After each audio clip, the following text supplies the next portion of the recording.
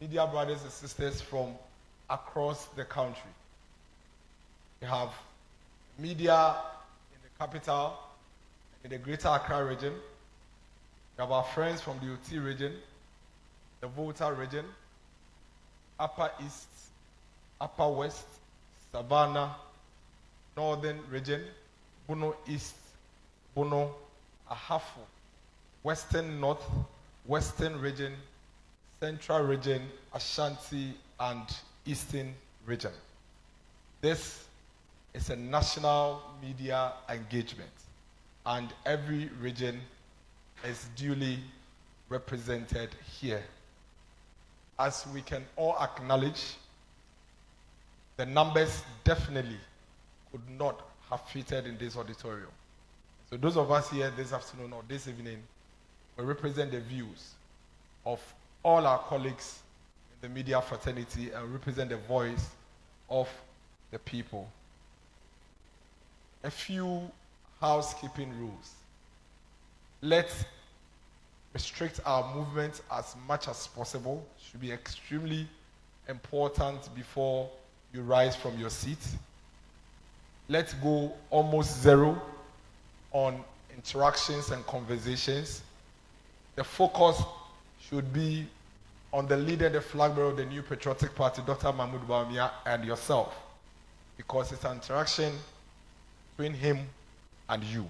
And so if you have anything to say, our expectation is that you'll be speaking to him, and he would also be speaking to you and the millions of Ghanaians across the country. I would say the opening prayer myself, then we can start. Please, let's bow our heads for a quick opening prayer. Father, Lord, we thank you for such a moment. Thank you for a day like this. We commit this evening's engagement, interaction, conversation, and deliberation into your hands. Be with us till the very end. And all we ask for is a very successful evening. These are many more we ask. In the name of Jesus. Amen. I would also go ahead and quickly indicate that we have in our midst this evening several high-ranking officials of government in our party, and also of the Dr. Bawumia campaign team. I'll try as much as possible to keep the introduction really short, but as many as I can identify from here, I'd mention. So I see members of our manifesto committee and ministers of state. I see Deputy Minister for Transport, Honorable Tampuri, please put your hands together for our Deputy Minister for Transport. I also see our Minister for Public Sector Enterprises. Honorable, you are very much welcome. I see our Deputy Minister for Works and Housing, Honorable Hamid, is also here with us. I see Honorable Kojo Opon Kroma, Minister for Works and Housing, also here with us. I see Honorable Atachia is also well seated with us. Dr. Insiasare. I see the National Youth Organizer, Salam Mustafa, is here. Our campaign manager, Honorable Opariansa, is here. Our Deputy Campaign Chairman, Mr. Fredowari, is here. Our Minister for Information, Honorable Fati Matu Abubakar, is also here with us. We also have in our midst our campaign chairman, Honorable Dan Butri, also in our midst here with us. Ladies and gentlemen, we have this evening in our midst our running mate, the running mate of the New Patriotic Party, the incoming Vice President of the Republic of Ghana, Honorable Matthew Opoku Prempeh. Please put your hands together for incoming His Excellency. This evening, speaking to the whole of Ghana and listening to the whole of Ghana is a flag bearer and leader of our party, the New Patriotic Party, and the Vice President of the Republic of Ghana, His Excellency Dr. Mahmoud Bawumia. Please, let's acknowledge his presence. I have already indicated that we have media representation from every region here in this room with us. And so the numbers are large. We have here, Your Excellency, 200 media persons from across the country. And so they are ready to have a very fruitful interaction with you. I would go straight to business of the day, and I would invite our campaign chairman, Honorable Dan Butchie, to give us a brief welcome remarks, and then we would continue the event. Please put your hands together for Honorable Dan Butchie, the campaign chairman for the Bawumia campaign 2024.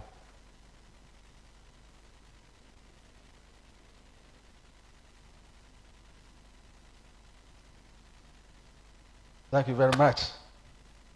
The miracles.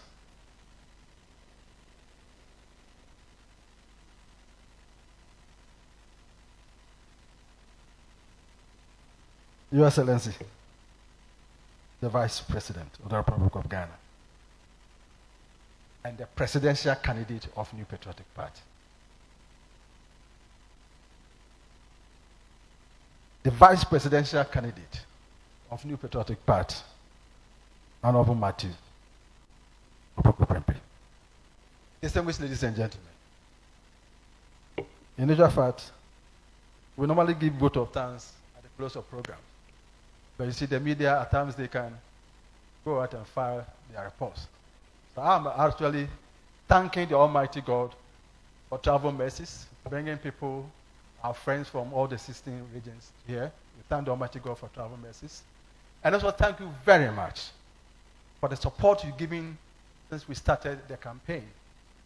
In the first phase of the campaign, when His Excellency and the presidential candidate toured the regions for the stakeholder consultations with the House of Chiefs, religious leaders, and other stakeholders, you were with us. And I am satisfied on behalf of the campaign of the reportage we've had and the interaction we've had. And we thank you very much for that. We do appreciate that for what you've done so far.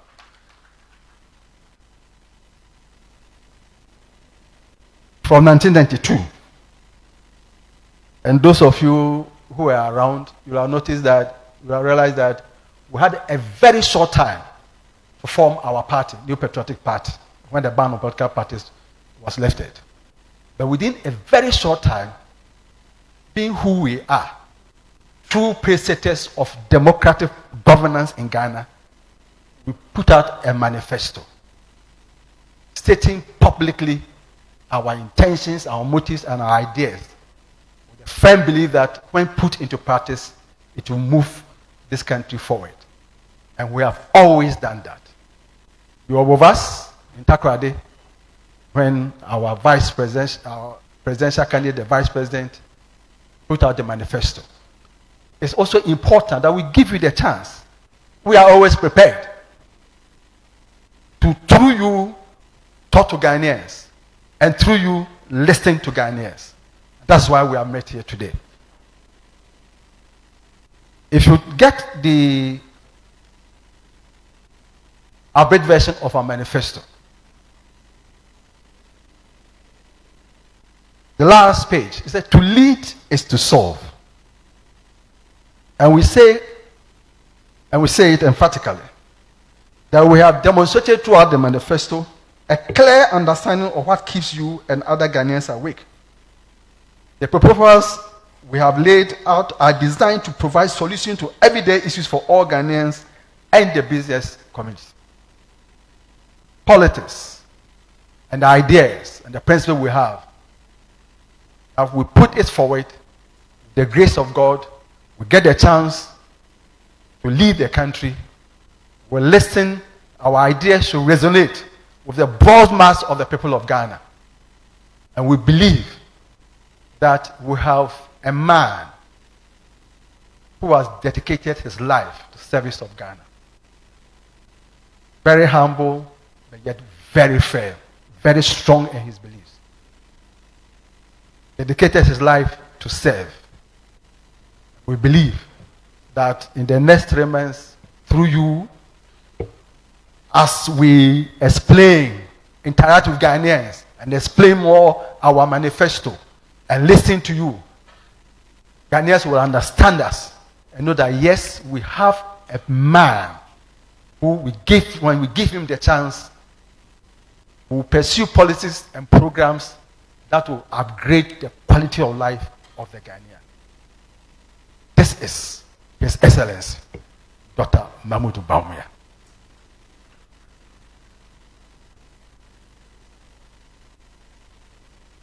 And I have the honor of inviting His Excellency to address us.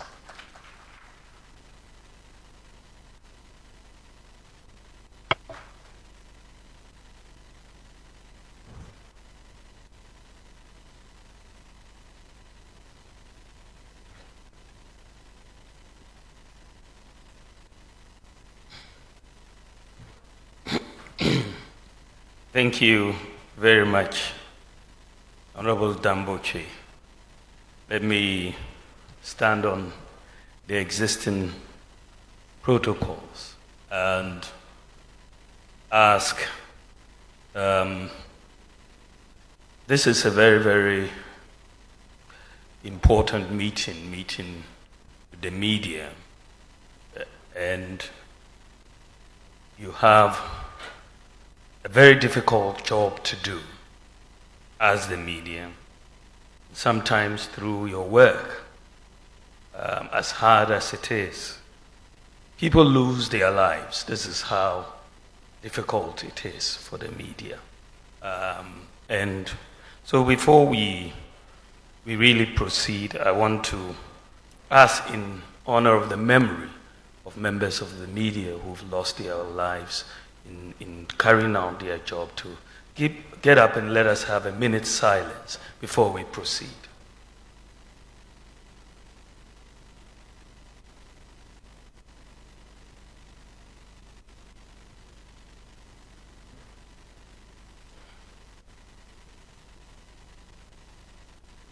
May their souls and those of all who have departed rest in perfect peace. Amen. Good evening, ladies and gentlemen of the media. I warmly welcome you to our maiden media encounter. The notice, I know, was short, and you responded. Particularly exciting is that media practitioners from the 16 regions of our country are duly represented here tonight. I am grateful that you've traveled that far and near to listen to me speak and ask the critical questions agitating your minds and those of our people.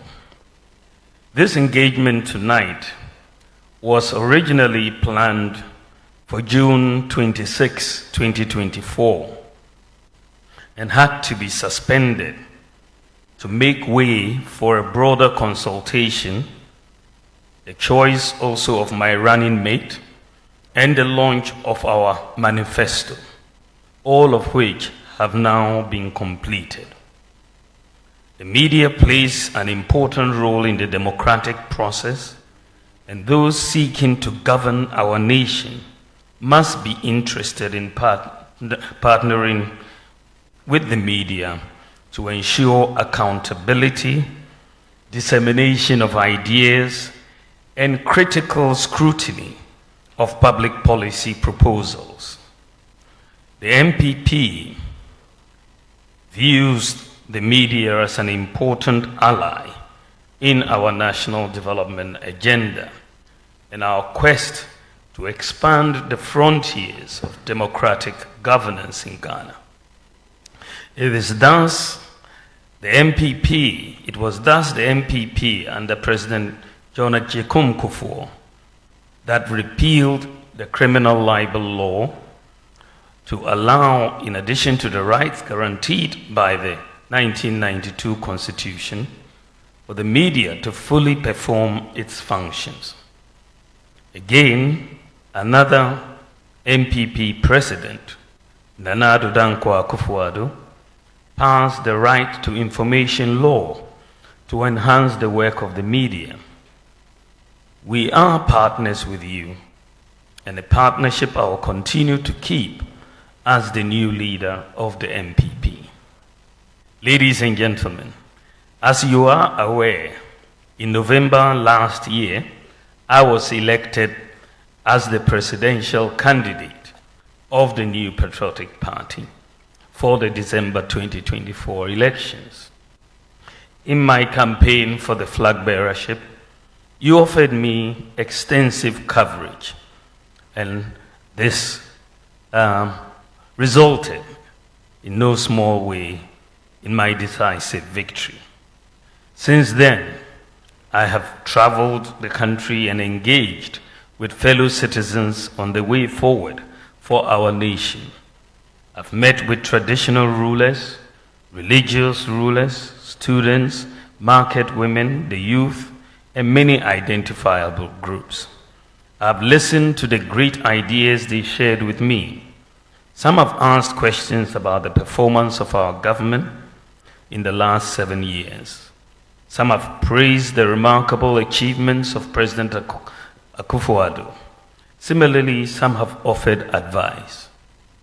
I've also taken advantage of my engagements to recount the many successes of the government of President Akufo-Addo. I have also, in my encounters, acknowledged the economic difficulties citizens have faced, especially between 2020 and 2022, and the interventions we've made to bring back the economy. Last week, the MPP presented its 2024 manifesto in Accra.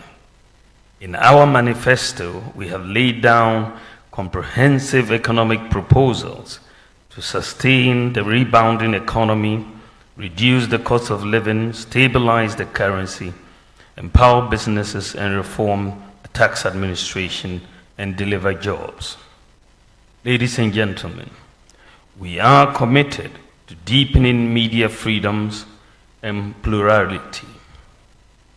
Recognizing the vital role of the media in promoting democratic governance and economic development, and in preventing disinformation in the digital age, in line with our philosophy and reaffirming our commitment to upholding the fundamental right to free speech and media freedoms and expanding the frontiers of individual rights, we will pass and fully implement the broadcasting bill, if not done before the final session of Parliament this year, to better safeguard media freedoms and pluralism.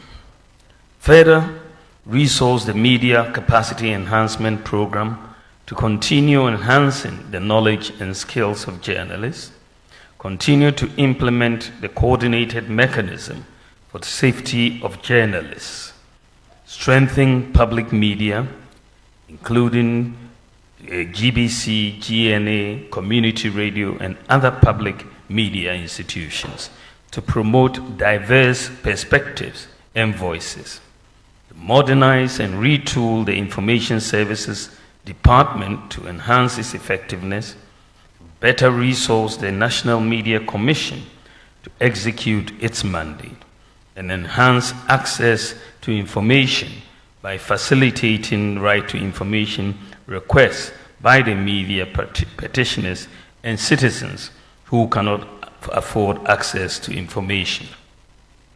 We also want to preserve our heritage by working with tourism, creative arts, and heritage stakeholders to embark on a massive archival project to protect our historic films and documents.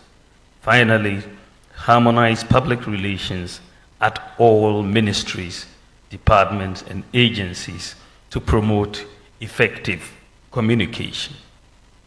Ladies and gentlemen, I represent the future, and Ghana needs an upgrade and not a reset.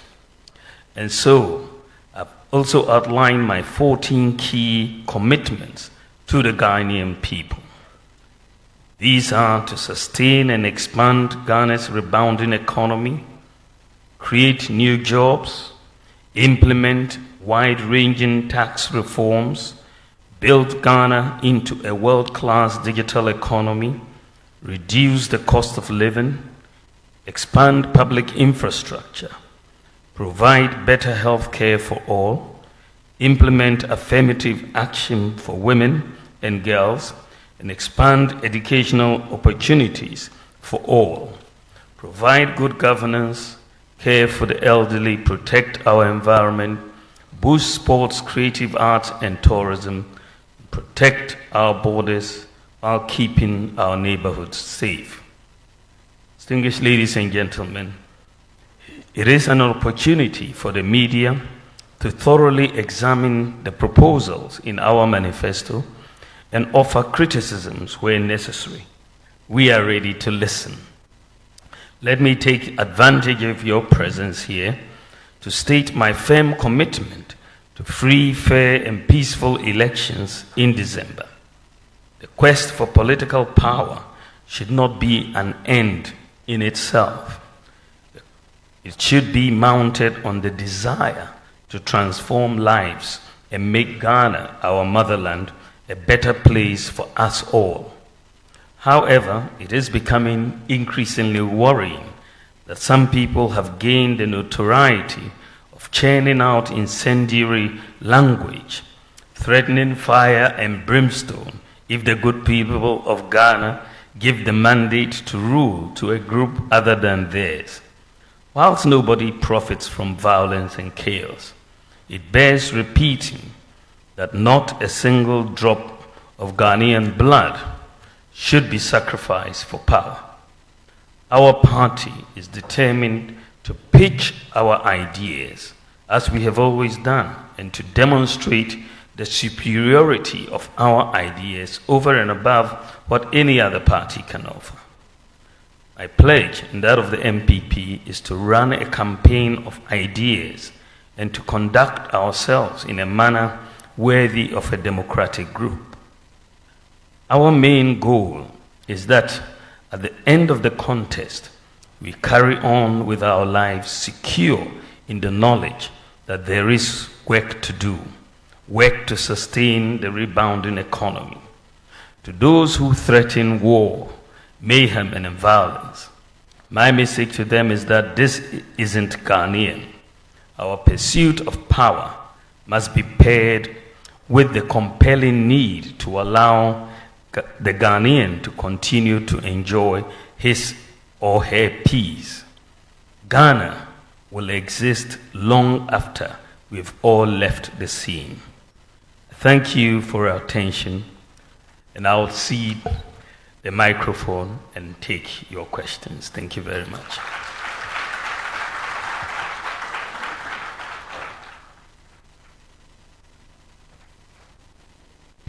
Like they say these days, ladies and gentlemen, very mindful, very cutesy, and very demure.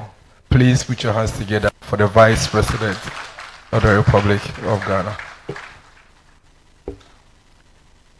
We now cede the microphones to our friends from the media.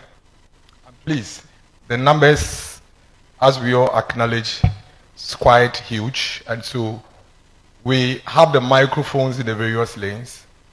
You lift your hands, then we'll call you, then you speak. But before anything, I think it's only fair that we let the Vice President of the GJA speak first, and then the floodgates will be open. Okay, Madam President is there. GJA, please, let's hear from Vice President of the GJA, then we can.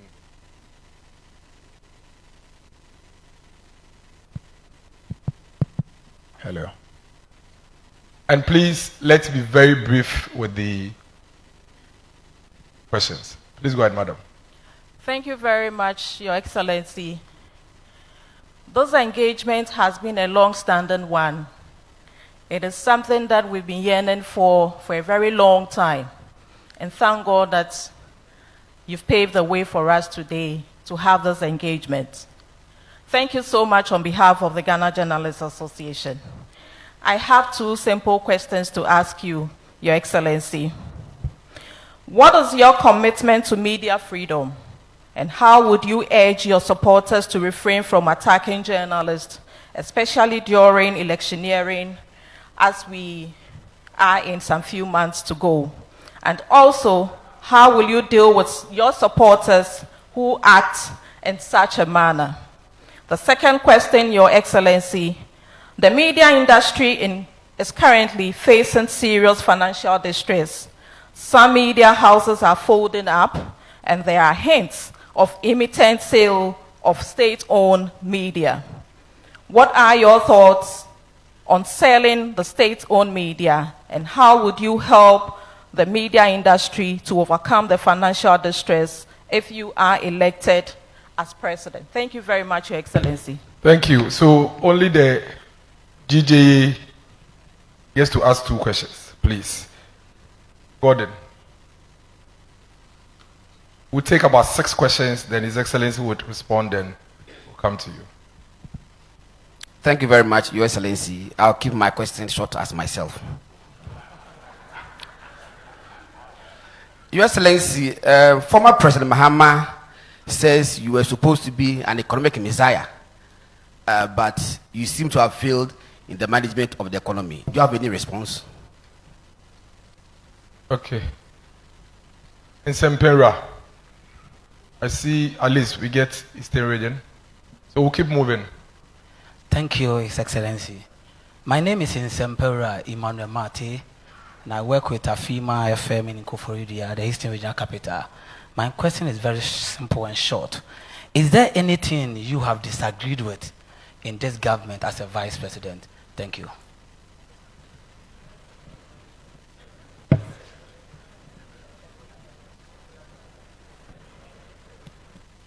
Eugene from Ashanti region. Insura FM. Good evening, everyone. Good evening, Mr. Vice President. My name is Eugene Osetutu. I work at Love FM in Kumasi, subsidiary of the Multimedia Group. Listening to you last Sunday and also reading your manifesto, and you're giving us an abridged version. When you go to the page 23 and 24, you are tackling the rising cost of living basically on 4 legs. Food, then you talk about transportation, you talk about housing, and also electricity. Now on transportation, your solution is bringing in, one of your solutions is bringing in electric vehicles for public transport. And last Sunday, you did indicate that you're expecting about 100 of them before December. I have 3 questions on that. We know EV vehicles are mostly charged. They have public charging systems that we use to, power these buses to ply our roads. When you check the Energy Commission website as of this evening, we have only 5 public charging ports in the country, 5. And 2 of them are actually for Porsche cars specifically. Then 1 at the Total Energy Station at the Liberation Road. So between now and December, where are we building the charging port? Is it government building it? What's the source of fund? Is it the private sector or is it PPP? So that's my question 1. Thank you. You have. Then question 2. You have. No, under it. I'm not done. No, is it directly related to EV? Yes, it's the EV. Yes, let's be fair to the others and make it short. Okay, so still on the EV, we know that most of these charging ports for green mobility innovations, they must be powered with green energy. So are we already adding on to our energy mix, which is the brown, making it counterproductive, or we build dedicated solar panels for these charging ports? Thank you. Okay, thank you. So I think we'll go to this side before we come back. So Wilberforce, don't worry, we'll keep moving to every row. Thank you for the opportunity. Mr. Vice President, so throughout your campaign, I have noticed that you've been talking about job creation and support for businesses. I've also taken the pain to read all the 260-page manifesto that you launched a week ago. And I see that the golden thread in that manifesto is also the creation of jobs. But the young people in Ghana are asking, really, where would they find themselves in that manifesto? How are you going to create jobs for the young people of this country? Thank you. Thank you. Thank you, Wilberforce. I think at this point, His Excellency will take the questions and then we'll come back. We don't have the chance. Your Excellency, 6 questions.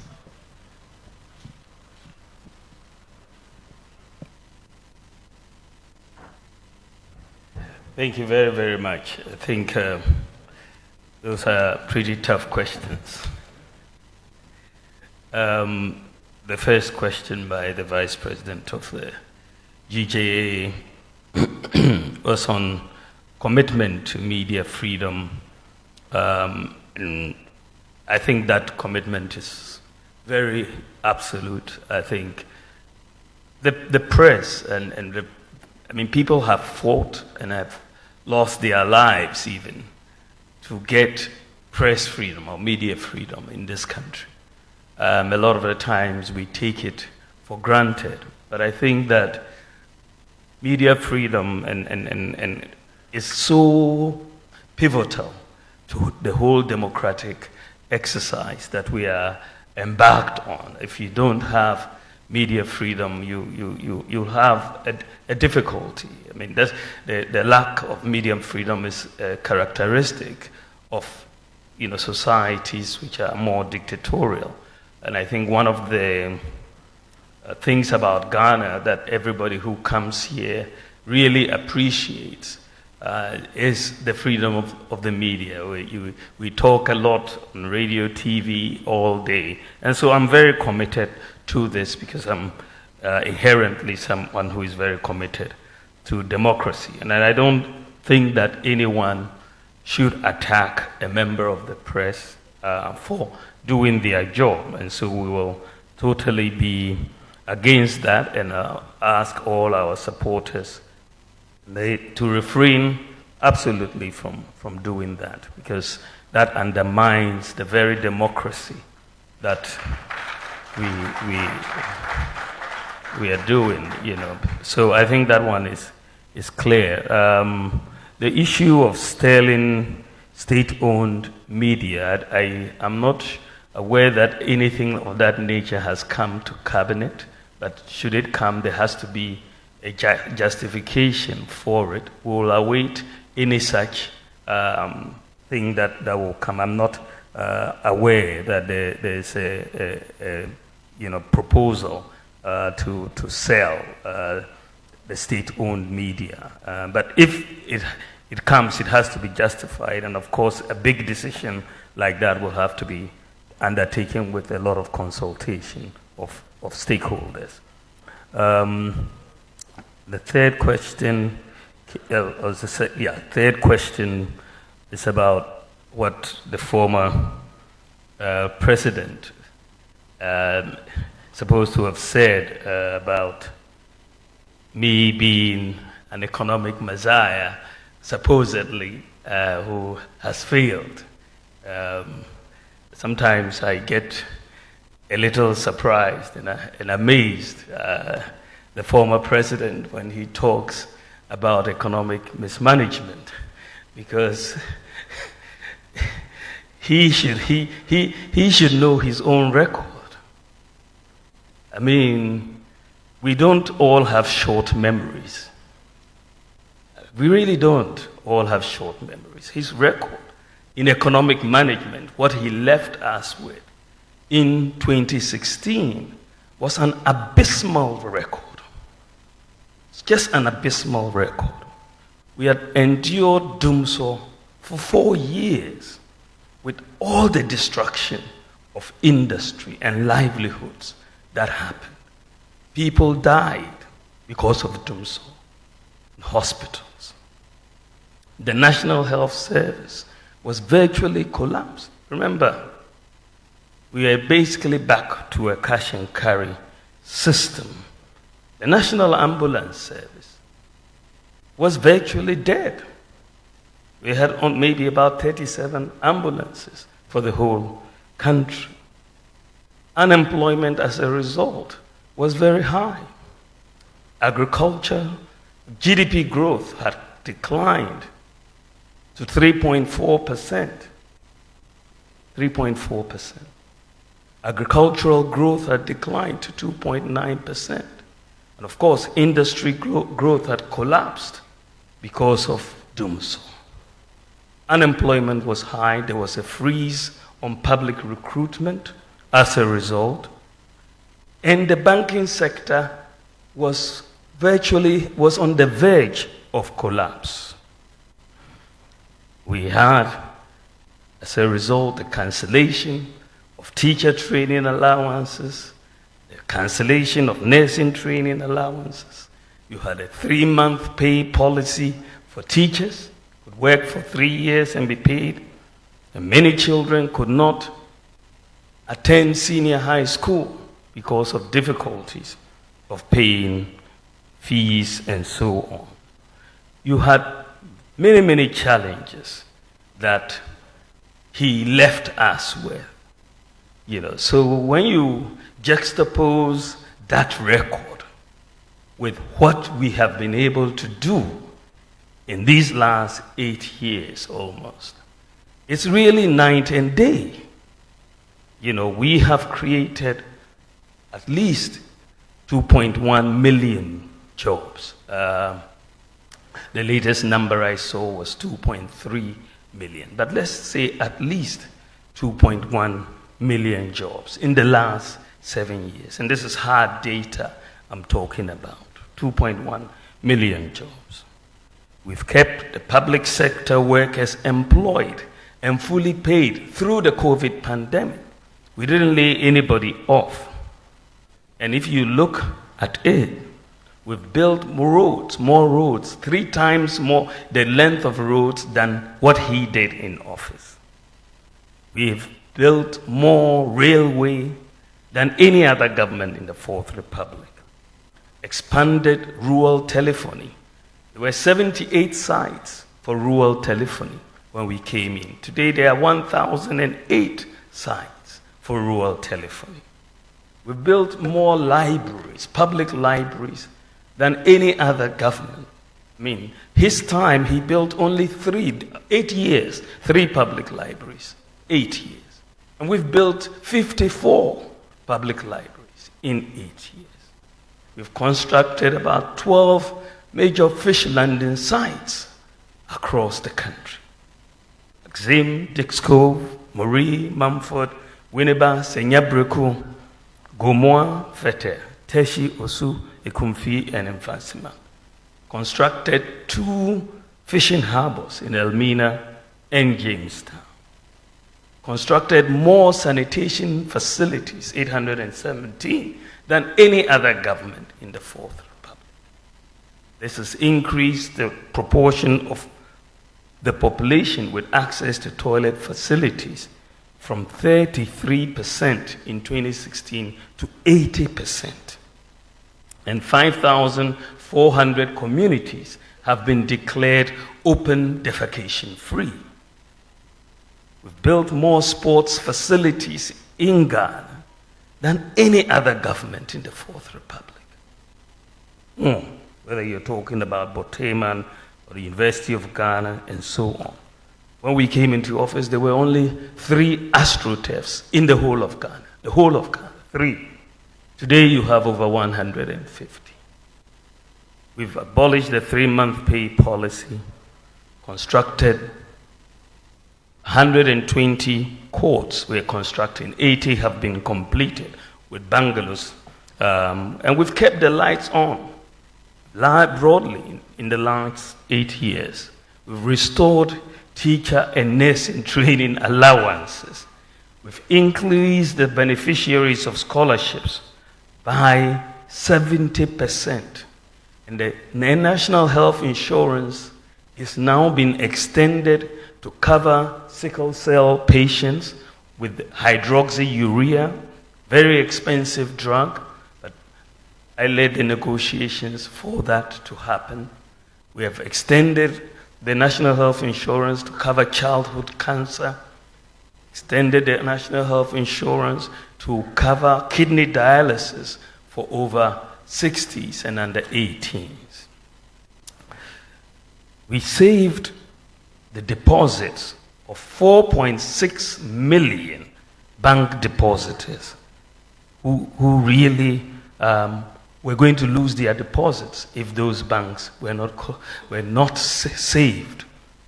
I don't understand whether the former president has taken his time to actually understand what happened in the banking sector.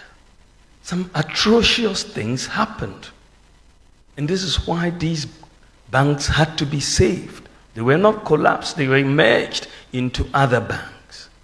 And no banking depositor lost 1 cedi. Everybody maintained. But you had very bad things happening. Some of the banks broke all the rules and extended loans way above the single obligor limits. They were given, in some cases, 1 billion cedis by the Bank of Ghana to help them get out of the mess. And they only got deeper into the mess. Another bank was giving capital to save the situation, was giving money from the Bank of Ghana's lender of last resort facility. And they used that money to go and set up Capital Bank instead of rescuing the problem that they had. They took the money from the central bank and went to set up another bank, which was also collapsed. Some took money and went and invested in private property. So it was against this background when the governor came to report, and this was one of my nightmares as in the last 8 years. I couldn't sleep that night, that the banking system, most people didn't understand how close we were to a collapse of the entire banking system. But we were this close because all it would have taken was for a few depositors to go to UT Bank or UMT and they'll tell you there's no money. What would happen? There would have been a complete run on the banking system in Ghana. We would have collapsed the banking system. When the governor came to report that we were on the verge of collapse, decisions had to be taken to save the banking system and to save depositors. And this is how come we had to merge many of these banks into other banks. And we saved 4.6 million depositors. I'll ask the former president, if he hasn't read, to go and read the receiver's report or to go and read the Bank of Ghana report and acquaint himself before making any further comments on matters he clearly does not understand. He needs to get an understanding before you make comments. And you cannot hand over a bank's license to them. This is subject to legal procedure. You have to go to court. You don't have the power in our constitution to do that. And I'm surprised sometimes because he has been president before and he should know these things. He should know these things. He should know these things.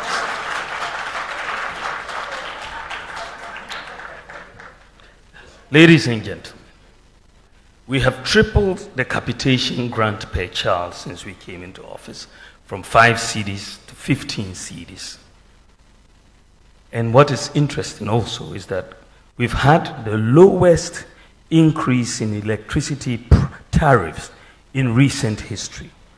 Between his time, 2009, and 2016, when they were in office, the average annual increase in electricity tariffs was 50% a year. That's the average. Some of the years were 80%. Between 2009 and 2016, 50% average a year. In the last 8 years, the average increase in electricity prices has been 11.1%. This is the lowest average increase of any government since 1992. Any government since 1992. When we came in our first term, we abolished and reduced 21 separate taxes. And we reduced import duties by 50% between 2019 and 2021. 50% reduction in import duties. And that, of course, we had to go back on that when we got into the crisis. We introduced the National Rental Assistance Scheme to help to deal with this problem of rent advance. And it is one of the best schemes that we have seen. It has worked very well, and we are going to expand it for the rest of the country. We are going to put in serious money because with that, you don't need to pay 2 years rent advance. We will pay the landlord and you just pay monthly, and it's working, and then of course, working with the private sector. Infant mortality under our government has come down from 37.9 in 2016 to 31.7. And in terms of LEAP, livelihood empowerment against poverty, we have increased payments almost tenfold, from 49 million that we used to pay every year to 423 million LEAP payments. Now, National Health Insurance, NHIS expenditure has also gone up from 1.1 billion to 6.8 billion. During COVID, we had free water for everybody for a year and free electricity for lifeline consumers and all of that. We brought in over 4 million beneficiaries now under school feeding, up from 1.6 million. We've absorbed the examination fees for all students of BCA and WACC. People were sacked from examination centers for not paying examination fees before we came into office. We've doubled the number of student loan recipients from 30,000 to 58,000, almost double. We've also, of course, introduced mobile money interoperability to make almost every adult Ghanaian have a bank account through the Momo's account interoperability with the bank account. In fact, the whole of Africa, Ghana is the only country with 100% access to financial inclusion. 100%. The whole of Africa. Ghana is the only country with 100% access to financial inclusion. What is interesting is that when I first made a statement and I said Ghana was the first country in Africa to have mobile money interoperability between banks and Momo accounts, some people decided to fact check me. And they said that I was wrong. Just that they didn't understand the terrain, the fact checkers. So I took my time to explain to the fact checkers exactly what was happening in the field. Unfortunately, once they understood it, they didn't come back to withdraw. They just kept quiet. You know, today, when chalk was a problem, remember, chalk in our schools under the former president, when it was a problem, today we have acquired tablets to give to the students. Every senior high school student is getting a tablet that we are having. So I'm just putting some of these points together. You know, Agenda 111, so far we've built 47 hospitals, 428 CHIPS compounds, 230 health centers. I mean, that is massive. That's excluding Agenda 111. We've brought in drone delivery, and Ghana is now the whole world's, the largest medical drone delivery service in the whole world. We're leading the world. The ambulance service, which was collapsing, we've brought in one constituency, one ambulance, and we are making a lot of progress in that direction. So I think that, I mean, what is clear, I don't have to go through every sector. The data, for me, I speak only with data.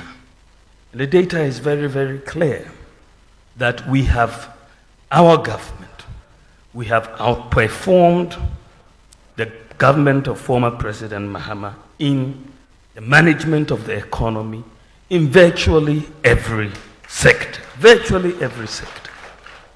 You tell me whether it's GDP growth, whether it's per capita income, whether it is industry growth. I mean, virtually every sector we have outperformed him. So he either does not read or he does not understand the data. He needs to do one of the two. Take his time to read the data and understand what it is before he comes out to speak, because he will speak out of ignorance. Because if you understand the data, and I believe that as a former president, he does understand the data. He must understand the data. And I believe that is why he doesn't want to debate me.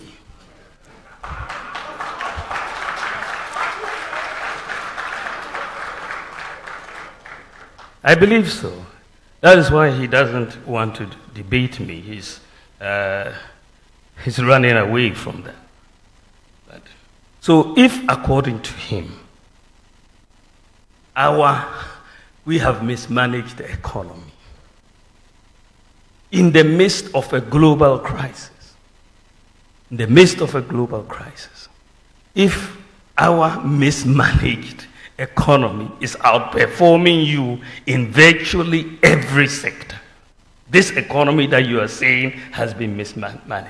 We are performing you in GDP growth, in per capita income, in gross international reserves, in every sector, roads, hospitals, schools, everything. Free SHS, all of that. If this is the mismanaged economy that is outperforming you in your economy that had no global crisis, no crisis at all, but you couldn't afford chalk.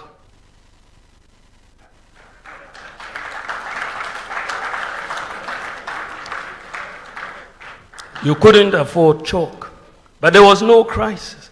So if our mismanaged economy is performing better than your better managed economy, then in that case, you must not have been very good. Let me put it mildly. I was going to say incompetent. Because our bad economy it's much better than your good economy. I mean, it doesn't make sense. So I think that the matter, I hope that this matter can be settled. There's no way he can say that his economy that he managed as president, by the way, I'm not yet president, in another 3 months, inshallah.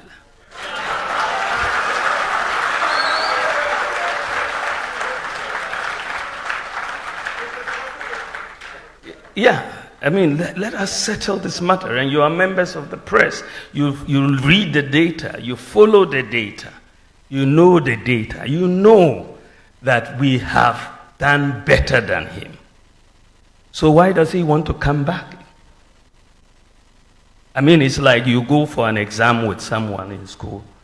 You score 70%, they score 30%. And they want to convince people that they are better than you.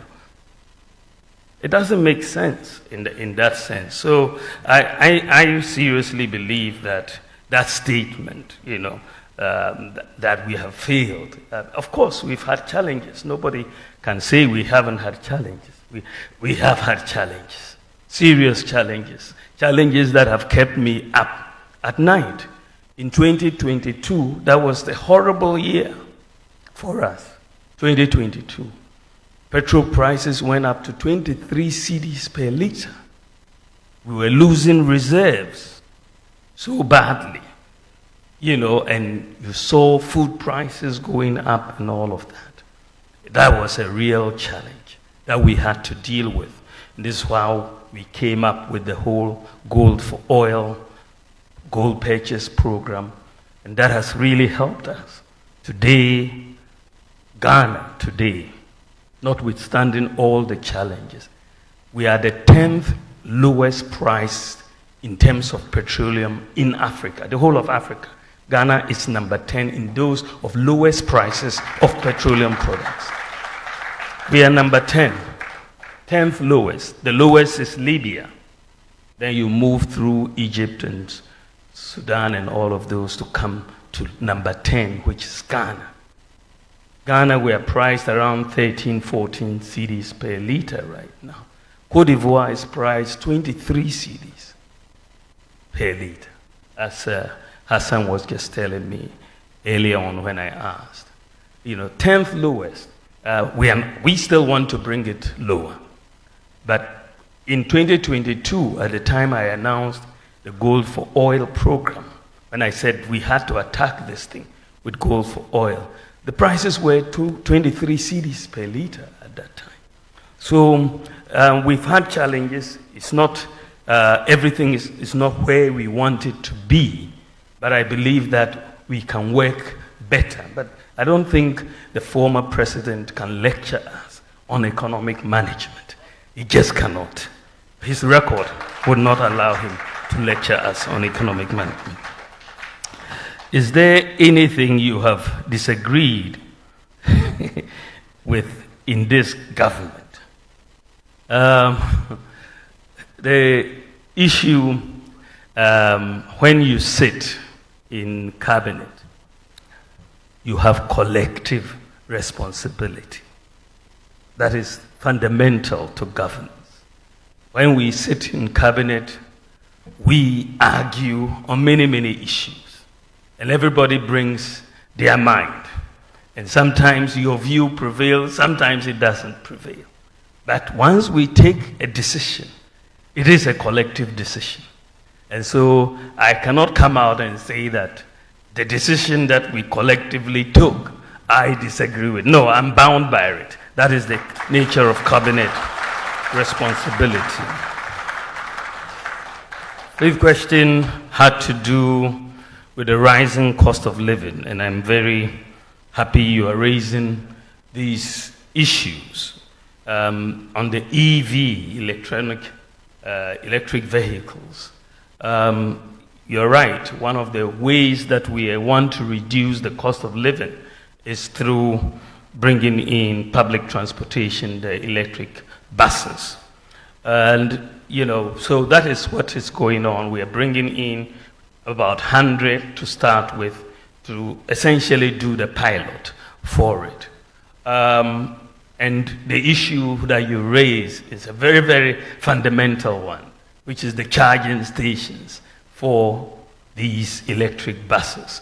And I must tell you that Metromass is working very, very hard as we speak to put in the charging stations. So we will have the charging stations in place by the time the buses get here. So that is clearly a very, very important one. And the issue of green energy, whether you're going to try to bring in solar to charge these batteries, I think it is definitely going to be important.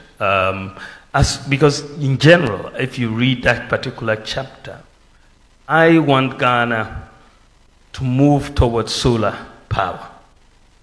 And this is where I think we should be going. And this is why I want us to bring in 2,000 megawatts of solar power in the next 4 years to really bring down the cost of power. And we've seen some work already being done by Bawumia Power in terms of the solar area, but we're going to really expand it. So in terms of all these buses, all these government buildings, all the schools and so on, I want to move them all towards green energy, solar power, and I think that is where we should be going. I think that the other question was on job creation for the young people. I think that is at the heart of the manifesto, that you want to essentially move to create the environment and put in place the policies that will help business and that will help jobs, right? So that's why we're talking about bold solutions for business and jobs. I think that is so critical.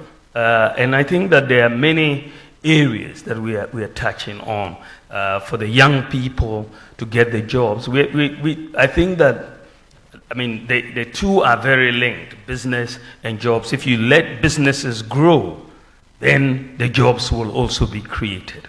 And so we are looking at helping businesses grow by putting together implementing our legally backed Ghana First policy, so that the procurement by the public will be focused on things that are produced in Ghana first before they look outside. So that is a very important part of the policy mix that we are coming with. That will make people hire more, and we will get more jobs in that sense. We also have a major tax program of tax reform to make the business environment very, very good and easy to comply with. So we are bringing in a flat tax system as exists in Estonia. We are also bringing in a tax amnesty for business so that we can all start on a clean slate and move forward. We believe that, training the youth will be very, very important. So the investment that we are making in TVET will continue. The focus, we're setting up an open university with a focus on ICT, TVET, and also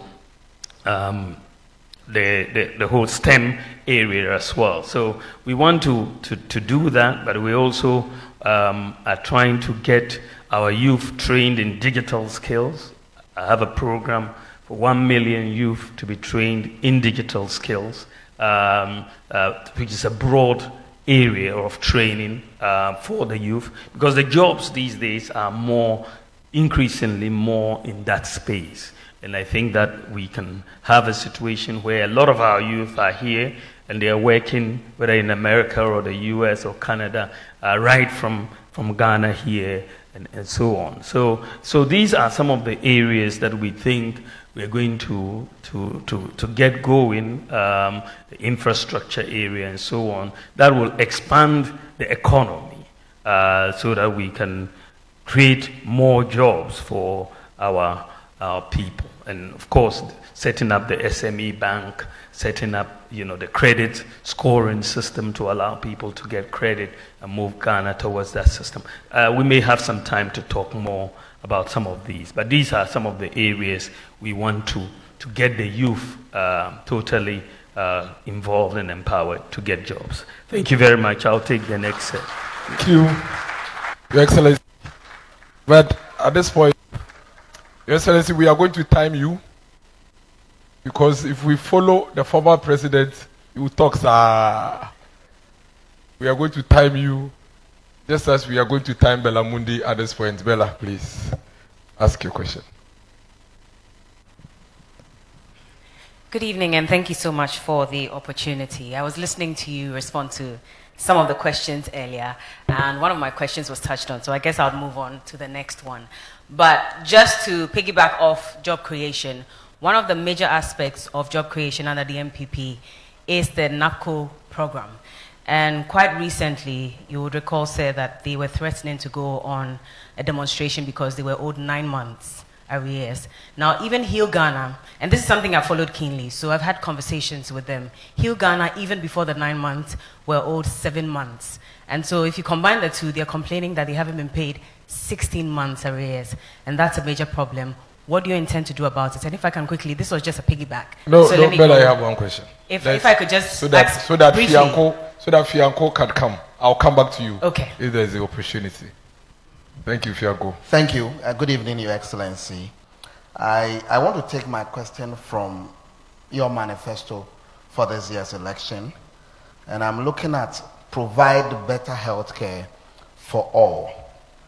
Now, you did mention that you were going to offer incentives for healthcare workers to buy 1 vehicle each with engine capacity up to 1.8 liter. Now, for clarity purpose, is it that these vehicles, they would buy them outside and they will be duty free? If that is it, we know we have about 5 automobile companies in this country. Your government brought them. How would this policy boost their production and also enhance the kind of people they would want to work with? Because if they are going to import these cars, we are not really helping them. Thank you, Your Excellency. I'm grateful. Held it.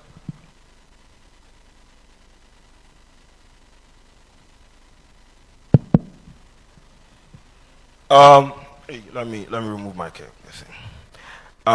Before I proceed to ask my questions, I would like to emphatically state that these questions were not given to me by anyone here. They are from my head, so I'm going to ask. Now, Mr. Vice President, my name is Kojo Sheldon. I represent Kojo Sheldon Studios. The first one is about 322 pharmaceutical doctors on social media right now are planning on suing the health ministry about unpaid, allowances. Now, for someone that has highlighted in your manifesto that when voted into power, you are going to, improve or help improve the condition of services when it comes to conditions of service when it comes to our health people. For right now that you are the vice president, what can you do to help these pharmaceutical, doctors who are, contemplating on suing the Ministry of, Health? My second question borders. No, Koyo. Don't do that to me. Mr. Rao. See, the question you have one question. Oh, boss. One question. So my question, the second question is about perception. Don't do that. Boss. Don't do that. Oh, bro. Don't do that. I didn't allow Bella. Perception is very, very important. I'll come back to you. I'll come back to you. Nane Akese. I'll come back to you. Nane Akese. Nane Akese. Peace FM.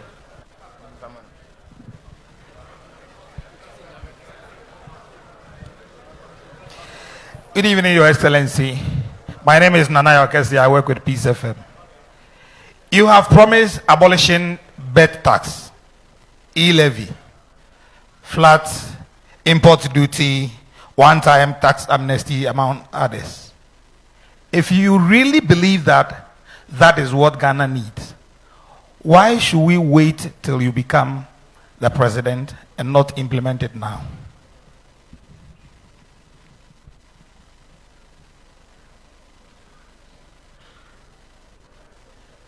Need to go to this. I see Samson Ladi.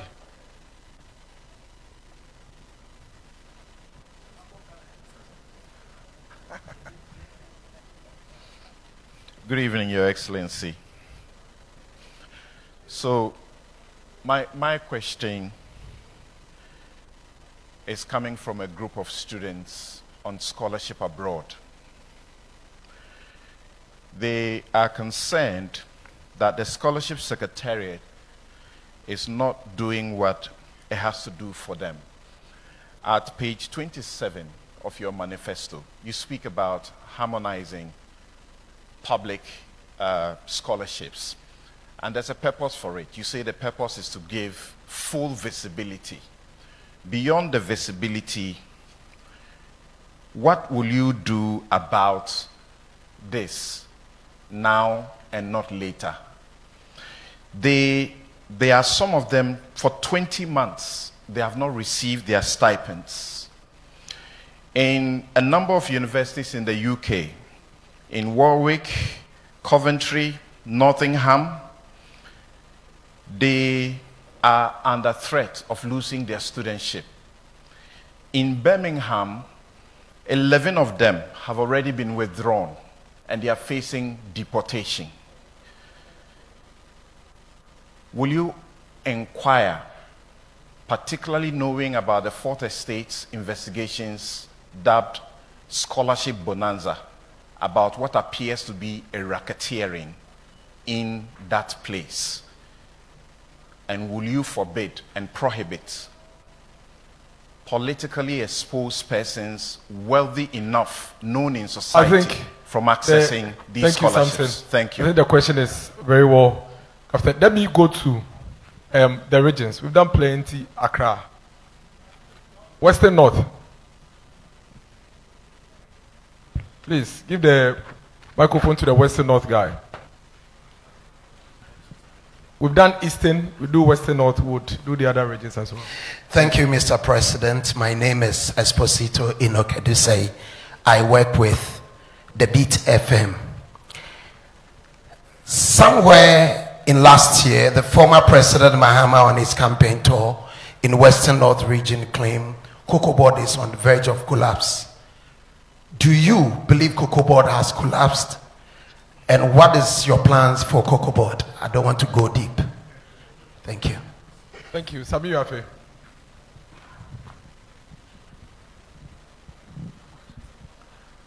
Excellency, good evening. Thank you very much. My name is Sami Yafe. I work with CTFM and Channel 1 TV. So a few meters away from us is the site for the construction of the National Cathedral. We know huge sums of money have been sunk into the project. What will you do about it if or when you become president of this country? Thank you very much.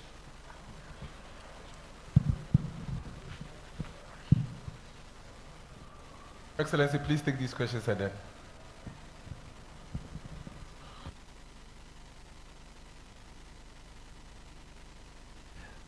Thank you very much. Let me take them in the order in which they were asked. I think that the first question had to do with NAPCO, the Nation Builders Corps, and the arrears that have been owed to NAPCO. I think that the program had about 100,000 people on it. And I think initially it was supposed to be a 3-year program and then would be renewed and so on. But I think that so far, out of the 100,000 that were taken, 34,000 have exited into permanent jobs under NAPCO.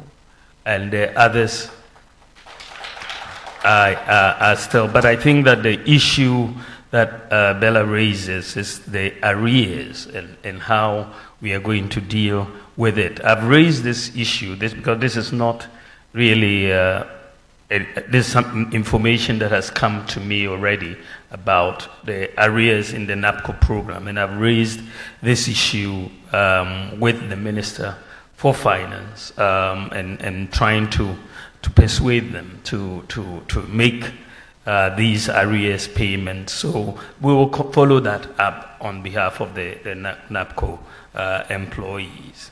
The second issue had to do with providing better health care in the manifesto and the issue of cars and how these will affect local companies. I think that what is very clear when you look at the manifesto is that we did not really say it was only for imported. The incentives would only be for imported vehicles because you just said you will provide incentives. Clearly, under President Kufuor, there were incentives for healthcare workers and also for teachers to bring in vehicles, and they will waive the import duty, and that basically worked but was abused. We think that with digitalization and the unique identity of people, we can better monitor this situation. But the issue is that we need to be able to see how these teachers and these nurses could also acquire with the necessary incentives from the local manufacturing companies. I mean, as you know, the numbers of teachers and nurses are very, very large relative to the production capacity of some of the firms here. But we are leaving that open to discuss with them and with the manufacturing companies here to see how we can incentivize. Our preference clearly is to buy local. And so we will work with them to see how best, if they can meet the terms in terms of production on time and all of that. I think we will try to incentivize them. But we will leave it open for discussion, and that's what we've done. The other issue was that we wanted to do these tax reforms, import duty, flat tax, tax amnesty, and so on. But why don't I do it now? And why do I want to? I must have a manifesto. Otherwise, if I do everything now, if I could, what would I do when I come into office? I mean, how can you do everything now? Even President Mahama, former president, who was president, I'm only vice president, but he was president. Why didn't he do everything then?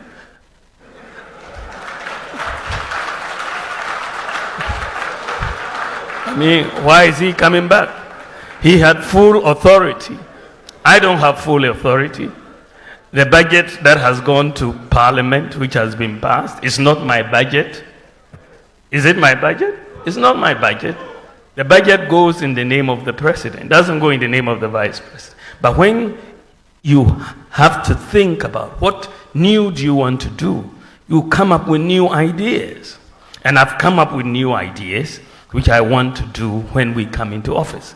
Everyone who is running for office, whether you are Kamala Harris or you are Bawumia, you still have to think about what you have to do when you get into office. And this is why I'm presenting my new ideas as to what to do.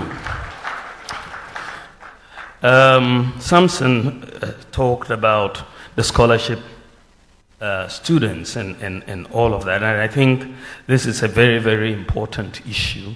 There's nothing more heart-wrenching than taking a student abroad and not being able to take care of them in those circumstances. And I think that I believe, and this is what we are saying, that one needs to, first of all, harmonize these databases so that you have full visibility and transparency. And also, we have undertaken in the manifesto to publish all the beneficiaries of all of these scholarships as they come, so that everybody knows who is getting the scholarships and so on. And again, I've been made very aware of this issue. It's not new, because students have and parents have gotten in touch with me about the awards and the scholarships and so on. So we're talking with the Ministry of Finance and the Scholarship Secretariat. I think they were able to make some payments to some of the UK students and so on. But we will follow up on that because it's very urgent. Cocoa Board is on the verge of collapse. I'm not aware of that, but we'll look at that. I cannot comment on that. It's not. I don't know where the data is coming from.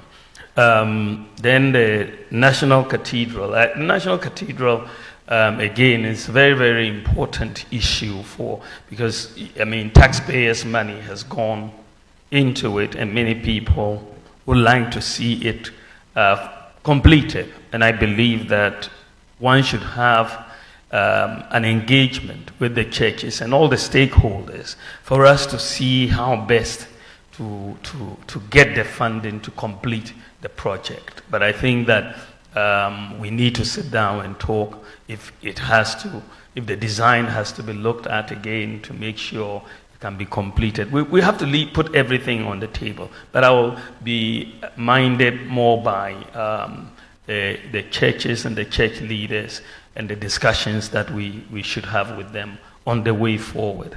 But I think it's an important issue. Thank you.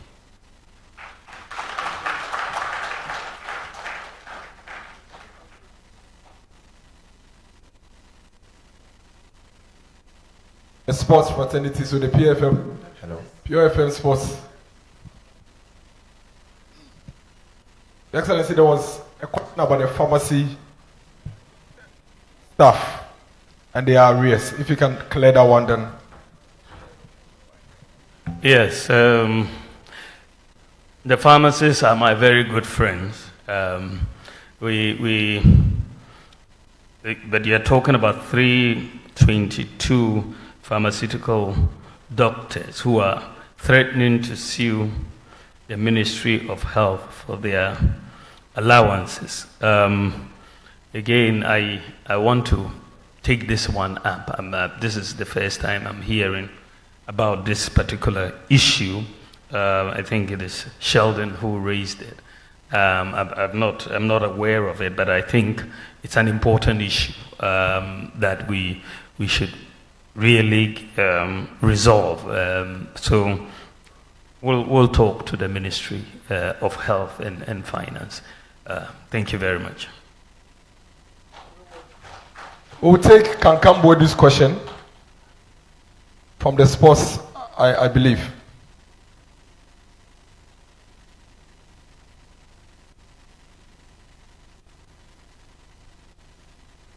Please go ahead.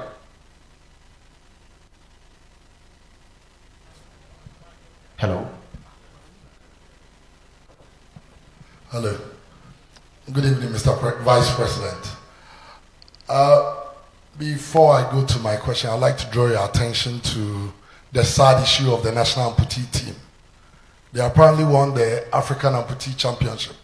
They are owed per diems and bonuses and have not been paid.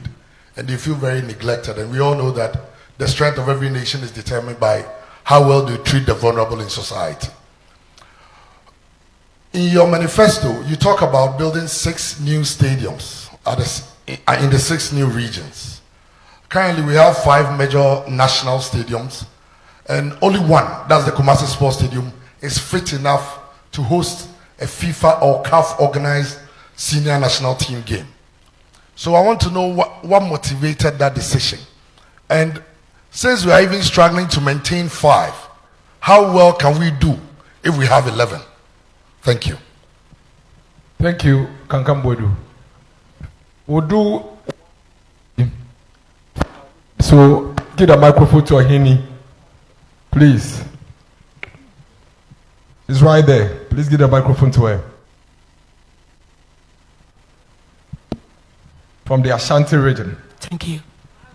Good evening, Your Excellency. My name is Ohinini Adazwa, Sumpa TV, Sumpa Radio, Kumasi. Ja, Rastafari. Selassie, I. In your manifesto, page 24C, you did mention something about flat rate. So let's say somebody import car engines and somebody second-hand clothing. Are they going to pay the same amount? I think we need better and further particulars. Thank you. Thank you very much. Thank you, Ohini. So, that's Ohini.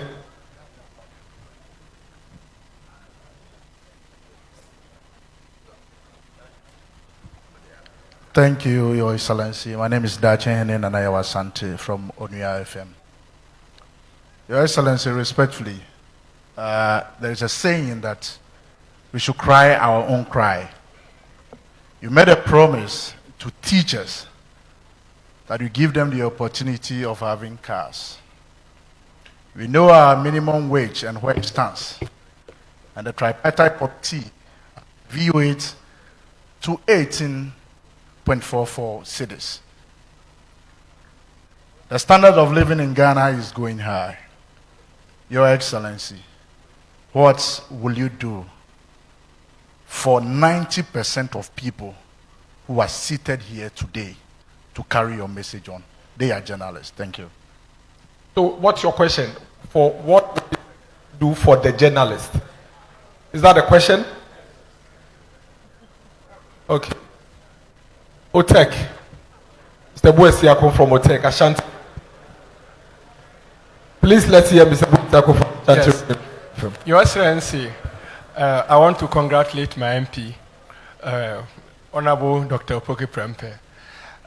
Honorable, Your Excellency, you highlighted 14 key promises in your manifesto, but none of them were apportioned timelines on it. So how can you hold you accountable if not? Because it seems to become mere political rhetorics. Thank you. Okay, Ibrahim. Ibrahim from GH1.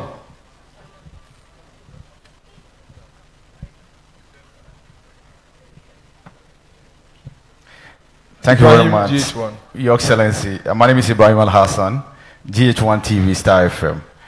Your Excellency, of course, forgive me for taking you back in 2016 when you were on the campaign trail. You had this declaration, and it's a very famous one. Parents are suffering, students are suffering, traders are suffering, pensioners are suffering, drivers are suffering, contractors are suffering, civil servants are suffering, farmers are suffering, fishermen are suffering, men are suffering, women are suffering, children are suffering, and Ghanaians as a whole are suffering. May I know the status of suffering of these individuals today?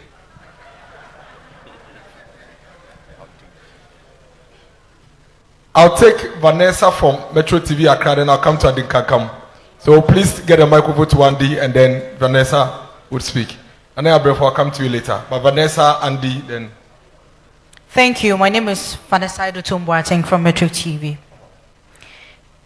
Mr. Vice President, you will remember this quote: if the fundamentals are weak, the exchange rate will expose you. And as at the time you were making this statement, a dollar to CD was 3 cedis and above, or about 3 cedis, 4 cedis, right? Thank you. 2024, a dollar to a cedi is 15 Ghana cedis, about 15 Ghana cedis. Okay, over 15 Ghana cedis. Thank you. How do I explain this to my mother, a cocoa seller, that in 2014 the fundamentals were weak? In 2024, where a dollar is now 15 cedis, the fundamentals are not weak, but the prices of goods and services are high today. Thank you. Okay. Please. No. Yes, let Abina come and then you come. I want to hear more of the ladies at the point. Mebacho FM Abina Pokua ahwenie me wadum TV ene adum FM. Na masembisa yes ba ko kanka beka didi kan. Mebacho pese ye share Dr. Bawumia ne hihye fofra wode ebeko etia galamsey ayadia so man no kon ache eno achi so Afram Plains 2016 MPP share call for bo esemo the bridge ebeto Afram nsu no so me pese me hu na ho hihye ya kodun Kokos Sports Stadium so me pese me hu no ba bi atebia no ewo asatena medase. Thank you. We'll take Nanaya, then His Excellency would give the responses. Please go ahead. Good evening, His Excellency. I would like my question to be answered in Chi, but I'll ask it in English. Please go ahead. ahead. Okay, so I'll ask it in Chi. I just want to know, say, in the first 100 days, if Ghanaians decide to vote for you, what would be the things you would want to tackle first? Thank you. Let's take the responses and then we'll come back to the questions. Your Excellency.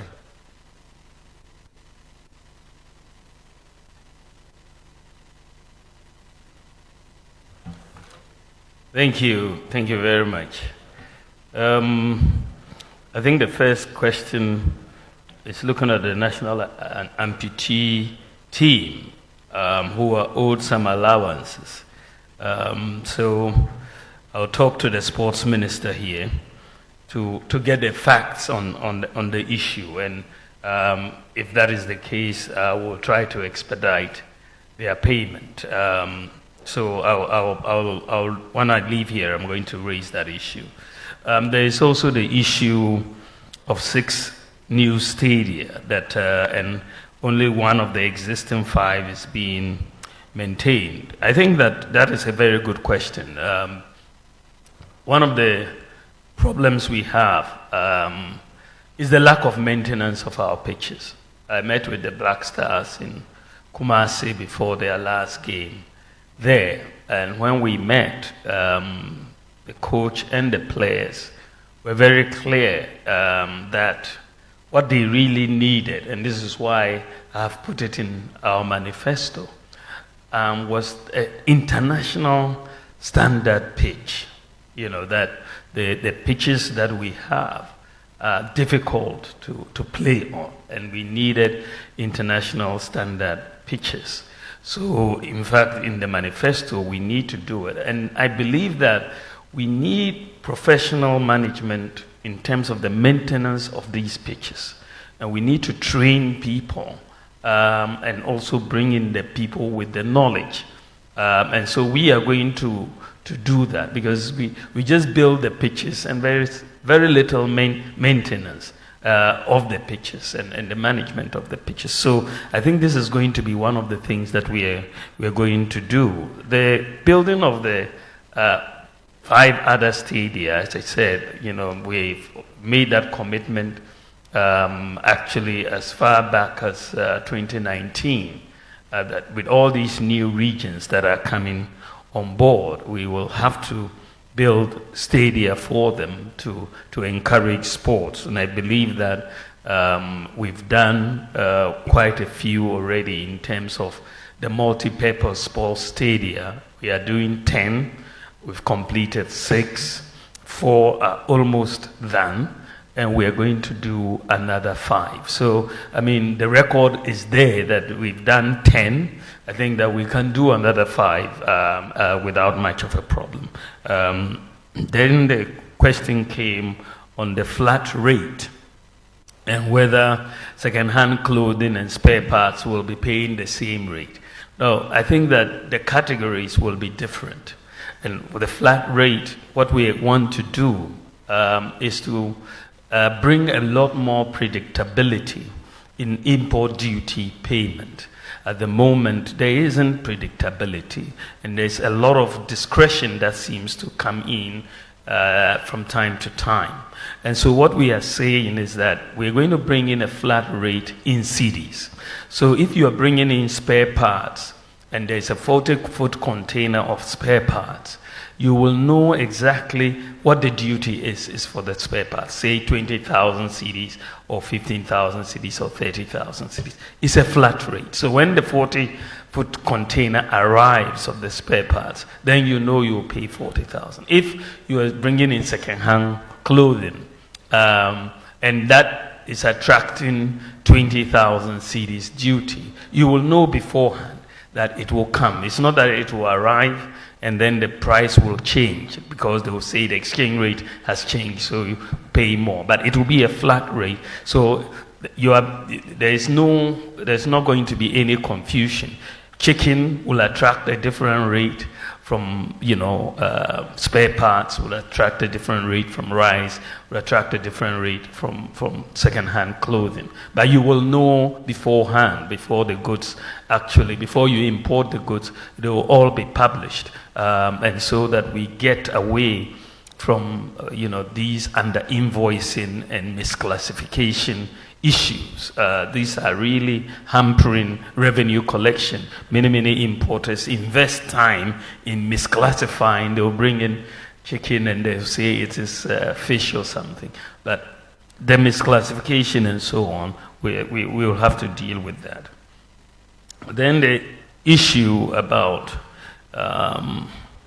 cars for teachers and what we want to do for journalists and all of that. I really believe that one of the major problems, and we address this in the manifesto, that hampers workers and livelihoods in our country is the fact that we operate a cash-based system. Unlike in the advanced world where they operate a credit-based system. So in ab initio, life is much harder if you are a teacher in Ghana versus if you're a teacher in the US or the UK. Even if you are paid the same amount every month, the teacher in the UK will consume probably 5 to 6 times more goods than you in Ghana. Why? Because they are able to obtain credit and pay over time.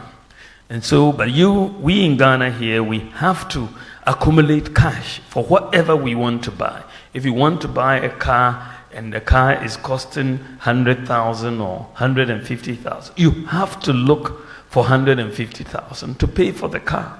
But if you were in the UK, you'll probably be paying 1,000 every month to pay for the car, or much less. But so your salary goes along a much longer way. So one of the things that we are bringing in, as far as our manifesto is concerned, is to move Ghana from a cash-based system to a credit-based system. It's very, very important, because the reason why the credit-based system works in the advanced countries, because they are able to compute credit scores for everybody. You know, credit scoring is key to a credit-based system, because it then assesses the risk of any borrower in terms of borrowing money for a fridge or a car or a TV or whatever. So the credit scoring becomes very key. 14 years ago, I wrote a book on monetary policy and financial sector reform in Africa. This was in 2010. And in this book, I was making the case for why Ghana and Africa generally, we needed to move towards the credit-based systems. And the reason why is to really bring down the stress on living in our system. The reason why they are able to do what the credit system in the advanced countries is because the databases exist for the computation of the credit scores. So the unique, what you need, a unique identity that exists. Address, it exists. Financial inclusion, a bank account where you can, it exists. So when we came into office, I was very clear in my mind where we wanted Ghana to go.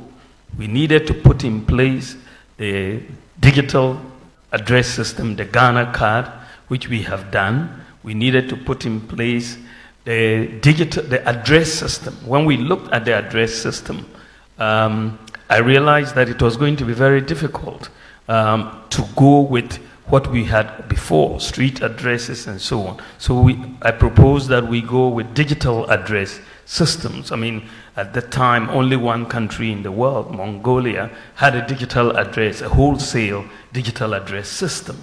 Only one country in the world. But I said, look, Ghana should move in that direction because we can leverage on GPS technology and have a digital address system. Now, we have been able to get a digital address system, and we are the second country in the whole world to have a wholesale digital address system. Every part of Ghana, we can have a digital address.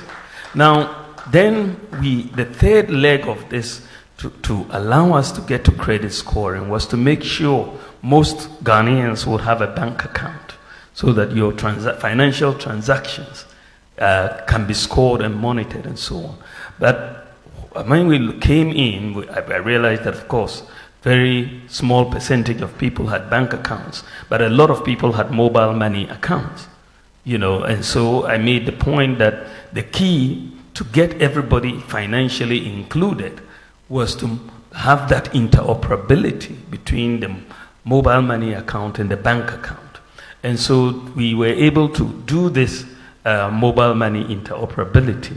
And so today, Ghana now has all the elements.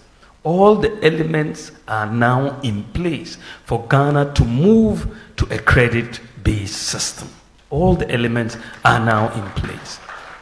And so we expect credit score. In fact, interestingly, when I made the point that individual credit scoring doesn't yet exist in Ghana, people were actually arguing, saying that that wasn't true, but that is absolutely true. So we are going to begin, proper wholesale individual credit scoring, which would then provide us a basis so that, people can buy their cars. And someone was talking about a local producers and all of that. Once they know that we can offer this to teachers and they can pay overtime, or to journalists and they can pay overtime, and they don't have to bring all the cash at once, then life will be much more bearable to all of us. So my expectation is that the credit scoring system, things are moving much faster than I expected. It's in our manifesto, we're moving to it, but I think that it's likely to begin before the end of this year because of where we are now. I expect to launch it reasonably soon because of where we are now. We've got everything in place but that will fundamentally change everything for Ghana. Currently in sub-Saharan Africa, it's only one country that has a credit scoring system and a credit. That is South Africa. Ghana will be, before the end of this year, the second country in sub-Saharan Africa with a credit-based system. But it will bring down the pressure on all of our workers once you enter into that. Then there was a question that went on the lack of timelines for the manifesto in terms of promises and so on.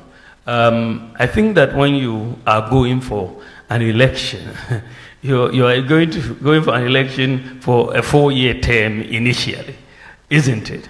Yeah, so your promises have to be in line with that term of office, right? That this is what I want you to elect me to do these things, right?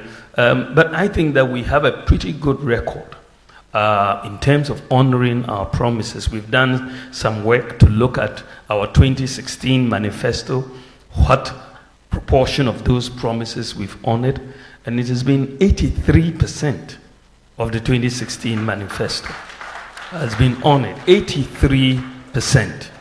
And then when you look at the 2020 manifesto, 2020, even in the midst of all these crises, we are fulfilling, or we've fulfilled 80% of our 2020 manifesto. My opponent in his 2012 manifesto, when he became president, he only fulfilled 28%. We've done the numbers. 28% of his 2012 manifesto. 280 promises. He didn't fulfill 203 of the 280 promises. He only fulfilled 28% of his promises. So I think that we have a better record as far as fulfilling promises. And when I put something down, I usually have a good idea how I'm going to get it done. And so that is I think something that we are going to look at. I think that the issue has come about suffering, and I remember very well, my statements. Teachers are suffering, and doctors are suffering, and journalists are suffering, and everybody is suffering. In 2016, which was the case actually, in that regard.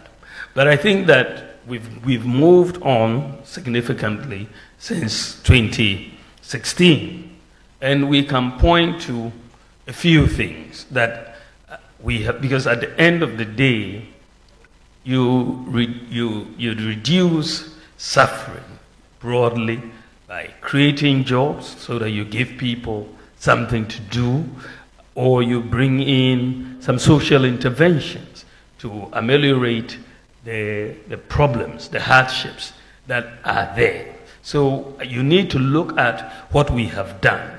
We've created at least 2.1 million jobs. Per capita income in CD terms has gone up almost more threefold. In dollar terms, per capita income from 2016 has gone up from 1,978 to 2,436. So GDP has gone up, per capita income has also gone up. As I said, we've kept all public sector workers employed. We didn't lay off anyone during the COVID, and we have done that, and we've kept the lights on. We suffered so much from doomsday. Everybody was suffering from doomsday, but we have kept the lights on for 8 years. Teacher trainees were suffering. We restored their teacher trainee allowances. Nursing trainees were suffering. We've restored their allowances. People who were using the NHIS had major issues. The people who had sickle cell were suffering because the hydroxyurea, which was really needed and wasn't covered by the NHIS. Today it is covered by the NHIS. Today kidney dialysis is covered, as well as childhood cancer was also covered. You also see that for the people, the issue of rent advance, the National Rental Assistance Scheme has come in to really help in that. During COVID, we gave free water for a year, free electricity. For people in the rural areas and remote areas, we've brought in medical drones to deliver medicines, vaccines, blood across 2,694 health facilities. And even recently, when there was flooding because of rain in the Afram Plains, we had to get the drones to take examination papers over there, which were not initially. Parents have now had the benefit of free SHS for 8 years, have had the benefit of free TVET, and therefore the suffering of a lot of parents in paying fees has also reduced. School feeding, when we were coming in 2016, only 1.6 million children benefited from school feeding. Today, 4 million children are benefiting from school feeding, more than double. We have also absorbed the examination fees for all students for BEC and WACSI examinations. And then, as I said before, we've doubled the number of student loan recipients from 30,000 to 58,000. We've introduced the no guarantor student loans. A lot of students who were suffering, looking for guarantors, now just need their Ghana card and they will get it. So we've done quite a bit. We brought in one constituency, one ambulance, and we procured the ambulances for many of our constituencies or many of our districts. And also, if you look at the small and medium enterprises who had major problems in accessing funding, we've provided funding over the last 8 years to 444,000 SMEs, 1.4 billion Ghana cedis, which has been quite significant by any account and very historic in that regard. So I think that yes, the suffering is there, but we've done a lot of social interventions to ameliorate that suffering. It's not gone, but at least we can point to things that have gone in to reduce the suffering of our people. I mean, even renewing National Health Insurance card was a problem. Just to renew it, many people had to go and sleep. I know in my constituency, people had to go to the NHI office and sometimes sleep for 3 days before they could renew National Health Insurance membership. But today, you just sit in your home and renew. Today, you sit in your home and buy electricity credit. You don't need to take trotro or taxi and go somewhere else to do it. So we've done quite a bit to reduce the suffering of people, even though, of course, it is not complete. We still have more to do, and we'll continue.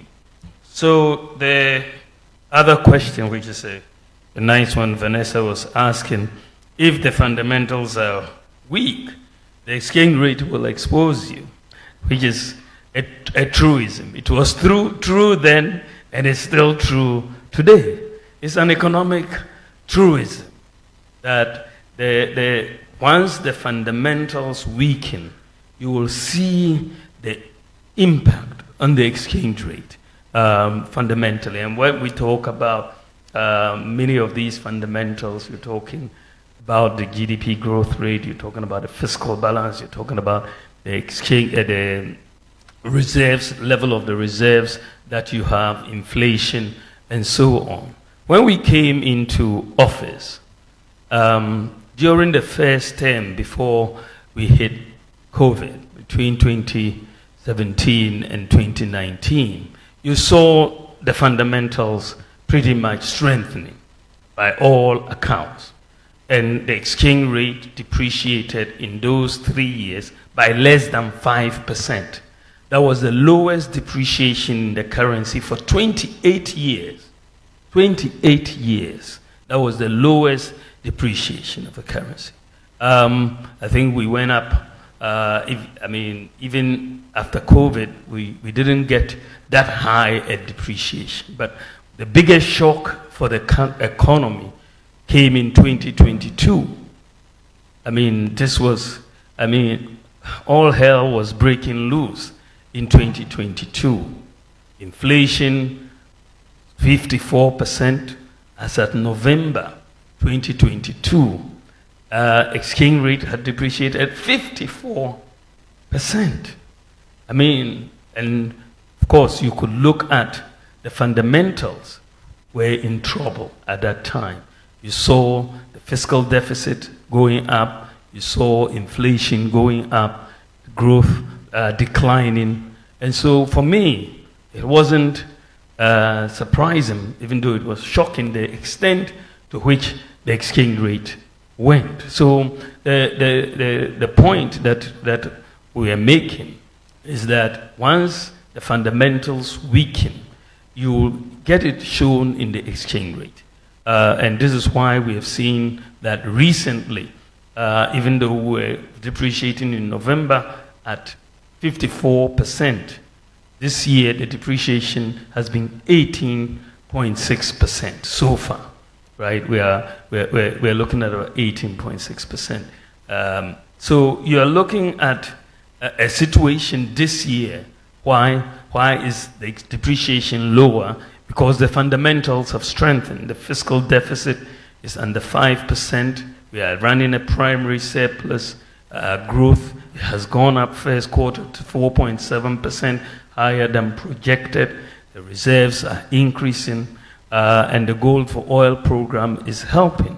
So as the fundamentals and inflation today is around 20%, so there's been a strengthening of the fundamentals, and you've also seen more relative exchange rate stability.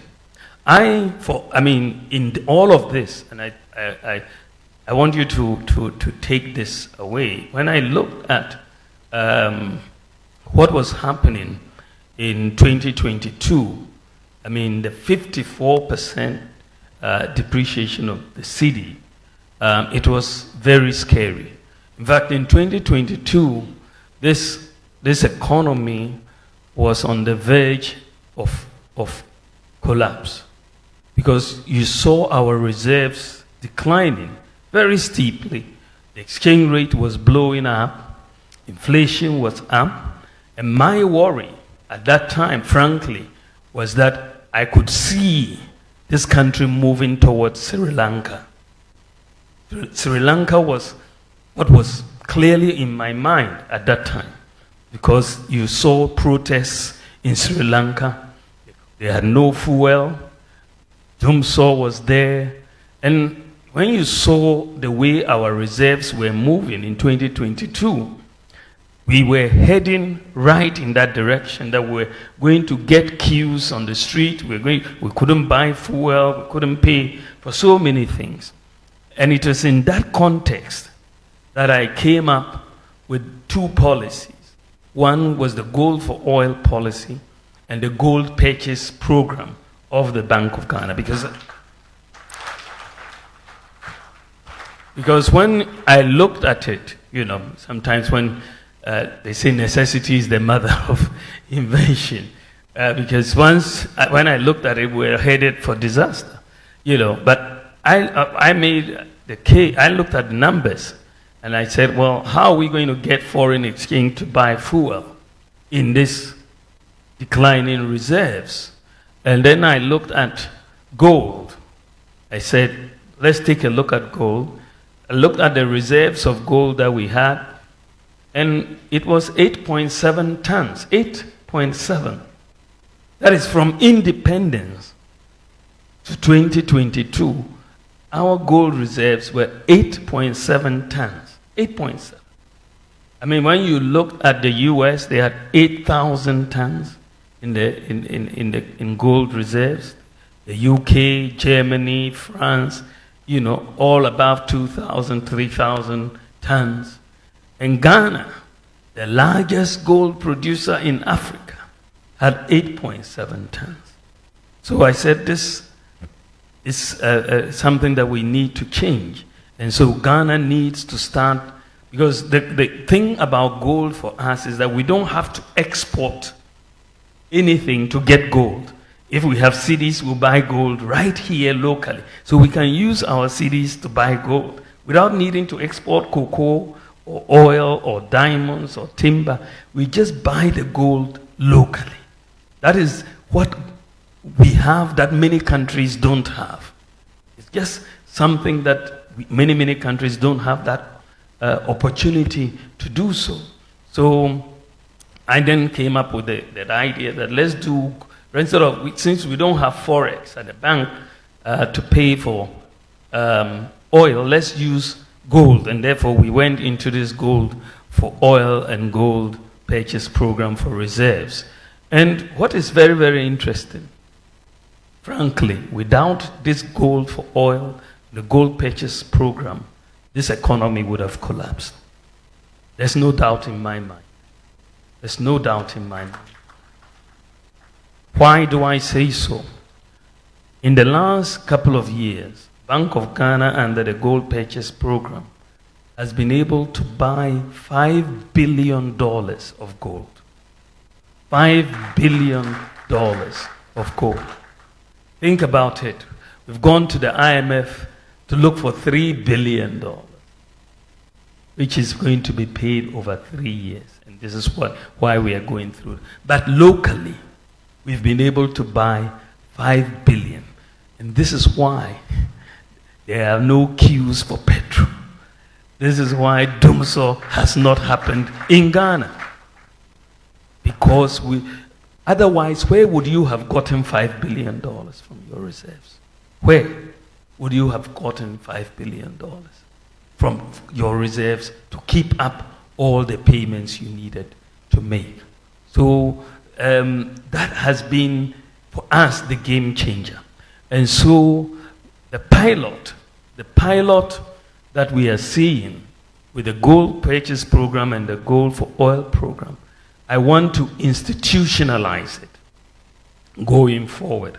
And this is why, by the grace of God, when I am president next year, we are going to institutionalize this. Someone asked me, oh, why is it that the French West African countries have not seen depreciations in their currency? Cote d'Ivoire, Senegal, and all of these. I said, well, they are anchored. The currency is anchored to the euro through the French franc. So they are anchored. Unfortunately for Ghana, we don't have an anchor. There is no anchor for the city. So what I am going to introduce, what I want to institutionalize, is something that we have learned from this crisis. You will not find it in any textbook. Maybe some people will now write it in a textbook. You won't find it in a textbook. It's not in a textbook. Because what I'm going to do is fairly simple, as I said, but we have had to learn about it. Because what we are going to do is to say that if you want foreign exchange, and we've tried it already, the pilot with some of the big companies. One big company had 3.1 billion Ghana cedis. They wanted to externalize 3.1 billion Ghana cedis, and they were looking for foreign exchange. Can you imagine the impact on our market? If someone comes out with 3.1 billion cedis looking for dollars. So they were trying to talk to the Bank of Ghana and all of that. So their chairman flew into the country and came to see me and said, we are having these problems and we have to externalize our dividends and all of that. We have 3.1 billion and we are looking for dollars. So looking for dollars from all the banks and all of that. So I listened to them and then I asked, will you take gold? They said, oh sure, gold is forex. That is not a problem. So I called the governor and I said, look, why don't we put this 3.1 billion through the gold purchase program? And guess what? It was done virtually overnight. And their money was given to them. So essentially, what we're saying is that the demand for the dollars, you bring your cedis. We have the gold. There's no doubt. I mean, the gold is there. I mean, we have 5 billion ounces, even not yet explored, as the Geological Survey Authority has told us. That's $10 trillion. Right? So bring your cedis. We buy the gold, give you your forex. It's that simple. So your demand for the forex will be met by an equal supply of gold, and Ghana will see stability of the currency long term. So we're looking for a simple solution to a long-term stability for the cedi. And that is what we are bringing in, and that is what is happening. What I'll tell you, and I'm sure maybe some of you have heard, is that other countries have started coming to Ghana to learn about our gold purchase program. Yeah, other countries have started coming. The Bank of Ghana is inundated with requests for people to come and learn. As I said, this is not in textbooks, but this is what we are doing. So I think that the fundamentals ultimately has an impact on the exchange rate, but the crisis that we have gone through has now made us to think a bit outside the box and bring in this new solution. Now, Abnapukia was asking about Galamsey and what we are doing about it. And I yo. And your mamin kachi kakra. Galamsey, no, asamin by kakra kakra.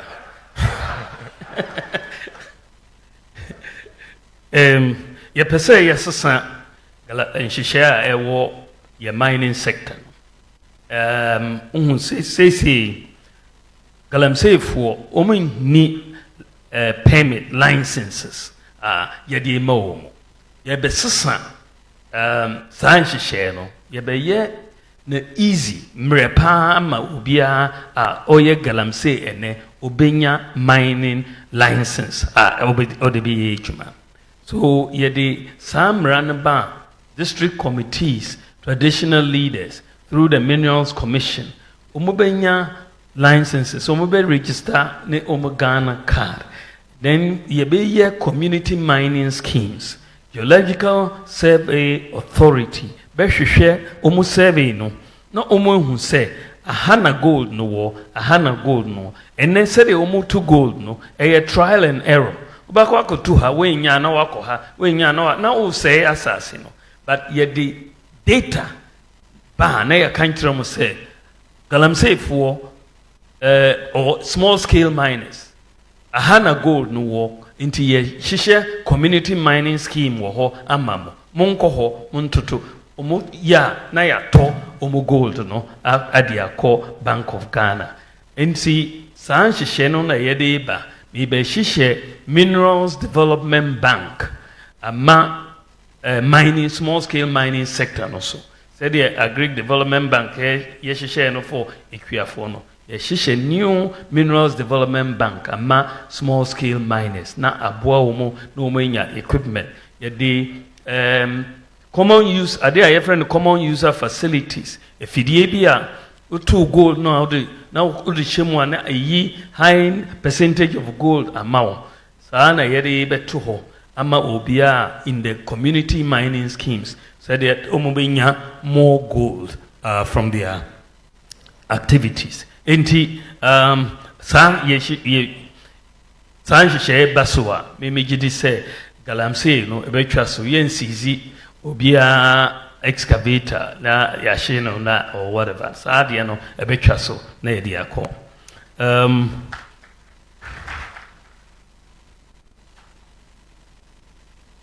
I heard about Afram Plains and then Koko. I don't know. I'm missing the Afram Plains question. The bridge. Yeah. Yes, the bridge. And Koko Sports Stadium 2020. Mukase mo besi ehun she medase. Yes. So the Afram Plains Bridge, I think, is one of the bridges that we are working under with the Korean facility. It's one of the projects that we've presented to be done under the Korean facility. When we say the Koreans have given us a grant and a concessional loan of $2 billion, and we've had to take a number of projects to them for funding. I think that bridge over there is one of them. And then the Nkoko Sports Stadium, I have to follow up with the minister on that one. I can't give you a direct answer on that.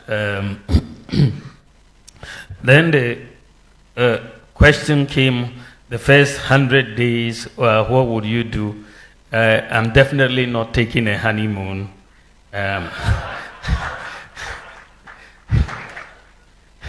We are going to get straight to work to put things in place. I think that for me, the focus is on jobs. And so you have to put in the budget as quickly as possible so that you can make sure that the tax amnesty regime comes into place, the flat tax regime comes into place, so that by the time of your first budget in March, these things, the Ghana First, Buy Ghana First policy, that we put it in and pass the law so that we can get the Ghana First policy. The e-levy will go because we have to focus on digitalization of the economy, and so we need to take out the e-levy as well.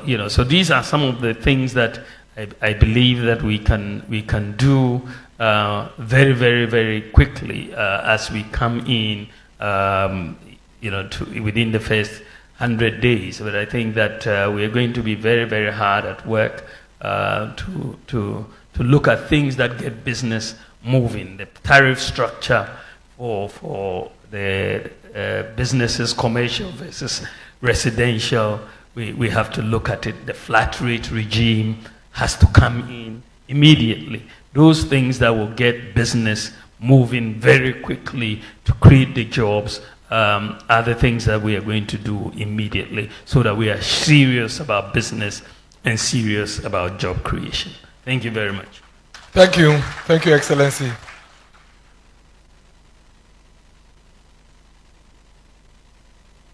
I will go to the far end.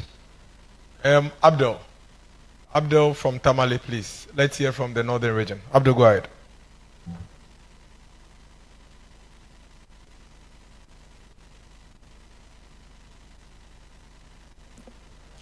Thank you so much. My name is Abdul Shakur Omain. I work with Bawumia FM in Tamale. Your Excellency, my question is the teacher and nursing allowances increases the expenses of the public purse. As an economist, don't you think it is prudent for us to scrap it? Especially so you are now talking of an upgrade instead of a reset. Thank you. Thank you. Let me hear from Salma. Salma, please go ahead. Please give the microphone to Salma.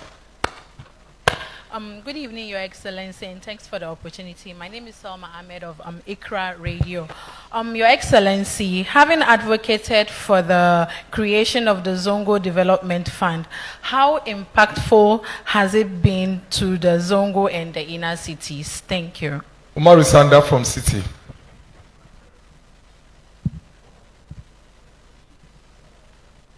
Thank you so much. Good evening, Mr. Vice President. I have a message from your in-laws, the Fulani people. They say I should tell you that, and remind you rather, that they are still being discriminated against when it comes to obtaining national ID cards, the passport, and so on. So kindly work on the discrimination part for them. My question, your critics, mostly the NDC, they say that the economy has overused, so you run away to digitalization. What is your response to such a criticism? Thank you so much. Anybody from Savannah region? Savannah. Savannah is there. Please give the microphone to the gentleman from Savannah. Thank you. Your Excellency, my name is Nongya Isaac Nongya from Joy New Savannah region. You did a lot of justice to the policies you put under agriculture, but one fundamental key on the agri-value chain, which is the seed industry, is crushing to collapse. I will speak. The local seed industry is very, very weak to the extent that seed growers are out of business. The Tamale warehouse, one warehouse, there are a lot of seeds that are packed there with a market. Sorry. Your question, please. My question is,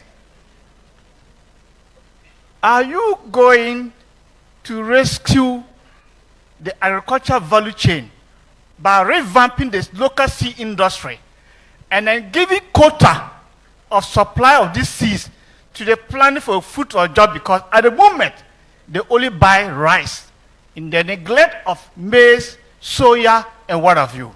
Thank you. Let's hear from Frema Edunyame from Channel 1, and then we'll come to Central Region. So let's hear from Frema, we'll come to Central Region. Thank you very much. Your Excellency, it is quite clear that Dr. Mahmoud Bawumia is not the visionary for the current NPP administration. But as rightly admitted, you bear some collective responsibility for the outcomes of government efforts, either successes or failures. Mr. Vice President, can you state 2 failures of your current administration which you seek to correct? And how do you intend to do this differently should you become the president? Thank you. Thank you. Central Region.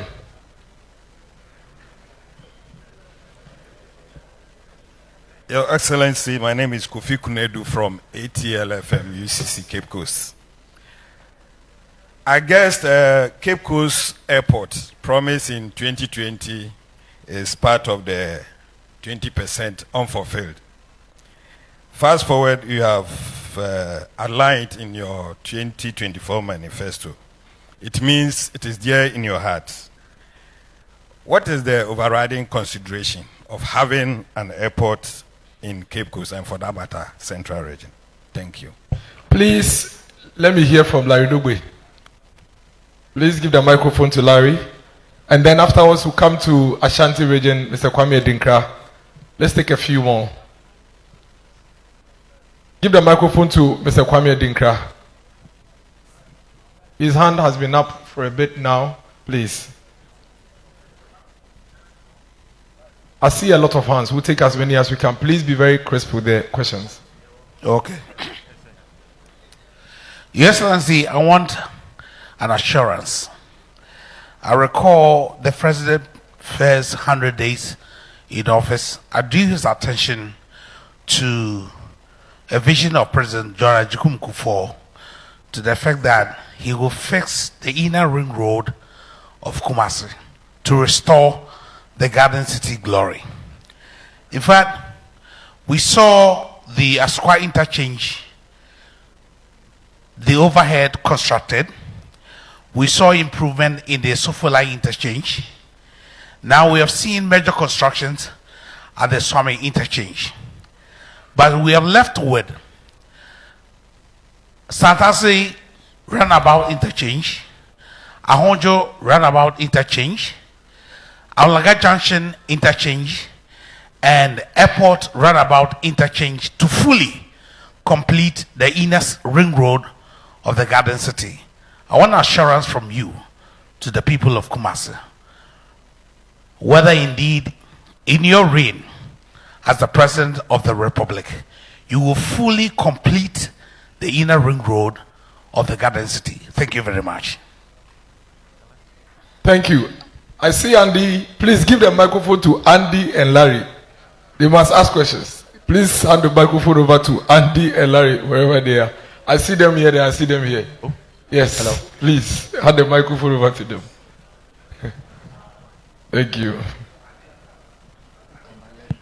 Andy, please join your brother. Please come forward. Go ahead. Mr. Vice President, I'm from Akachi in the Volta region. Andy is from Jachi, somewhere in Kumasi. So we can't be we can't be brothers. But by the way, these days it's very difficult to hear the MPP talking about the fight against corruption. I don't know whether that has been captured in the manifesto. If it has, can you throw a little light on it for us, please? Thank you. Thank you, Mr. Vice President. You've been touted as one with integrity. And we know integrity is anchored on trust. On your campaign tour, you're making promises. In some instances, a renewal of those you've made in the past. Thankfully, you've been reminded of one you made in 2016 to relieve Ghanaians of the suffering. 7 years down the line, there is still suffering. This time around, excruciating hardship. You are appealing to Ghanaians to promote you to the higher office of the land. Respectfully, do you think you should be trusted with a mandate that you are, or you have what it takes to relieve Ghanaians of what they are going through? Thank you. Thank you, Andy. So basically the question is that between Dr. Mahmoud Bawumia and former President Mahama, who should a Ghanaian voter trust? He would respond to it. Please give the microphone to Nana Okatechi Afrifa. Okay, it's with Evans. So let Evans come then. Okatechi will come then. Uncle Ebokwansa will come. Okay. My name is Evans Mensah. I work with Joy News.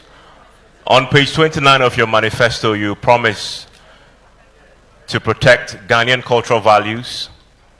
My question to you is, as president, will you sign the promotion of Ghanaian sexual rights and family values bill? Thank you. Okatechi, I think we've taken more than the 6 at this point. Uncle Ebokwansa, please let us hear from Okatechi Afrifa, then we come to Uncle Ebokwansa. Good evening, Your Excellency. As usual, I would like to ask my question in Tree. Saying how Janansi as would the Ajamo Pambo Timebusa Tree. Your Excellency, a year na me free a year as Enkregwa and in Impotemu Eba. Na me koi with Madame Fwa no see a morning show of a Kesman Kwame Apia Kubi. Yekodru hono niamana ekosu ni bi, Your Excellency, it is heart-wrenching. Seminoka say, Tanonsio Idaho, Esutopre, Metimia Jina, the middle of the Tano Insio Namanantiso, Dominia Yesu Christo. That is how bad the destruction of our waters have become.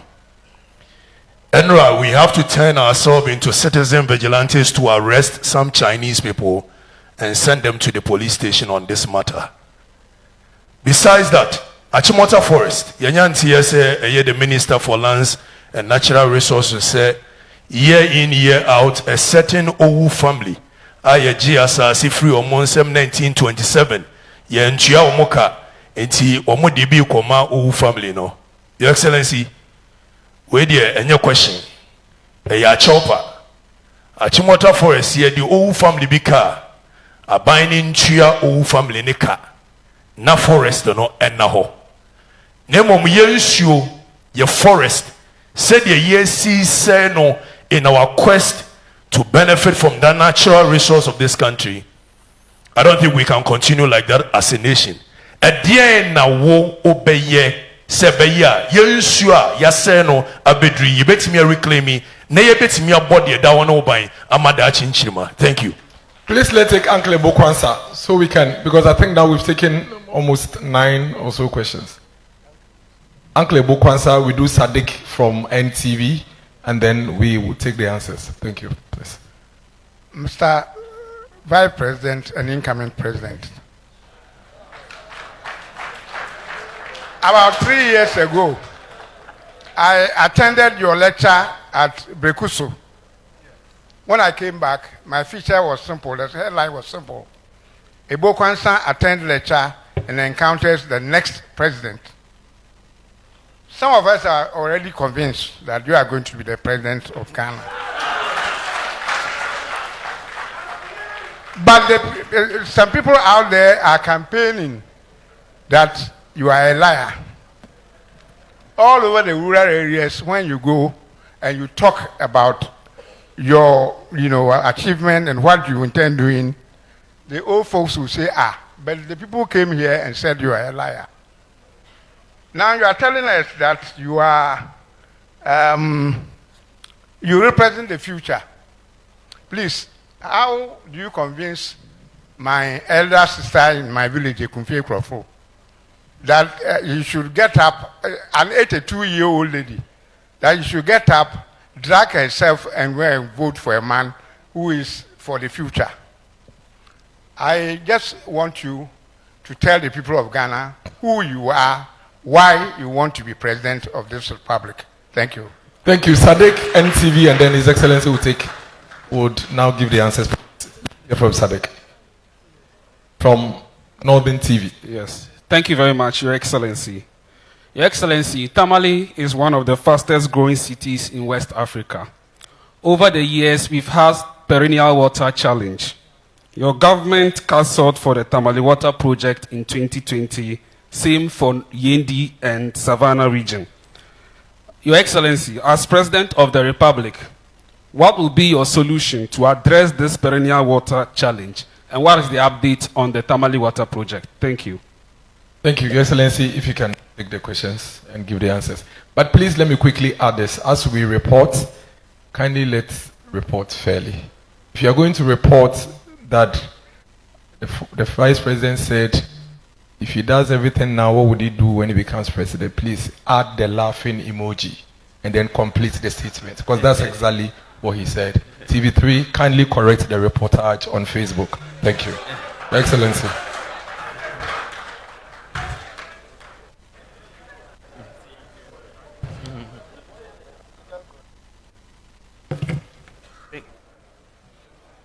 Thank you very much. I think the question started with the seeds. I think the seed industry appears to be collapsing, and we need to revamp the local seed industry. I couldn't really agree more with the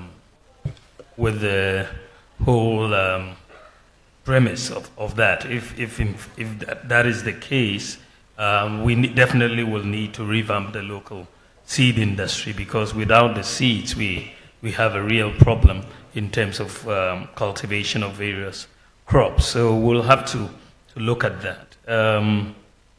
The question, what failures that you think in this government that you would see to correct? I was thinking a little bit about that. I don't know if I mean, for one, I think that I wish we had built in, for example, we had started the gold purchase program much earlier.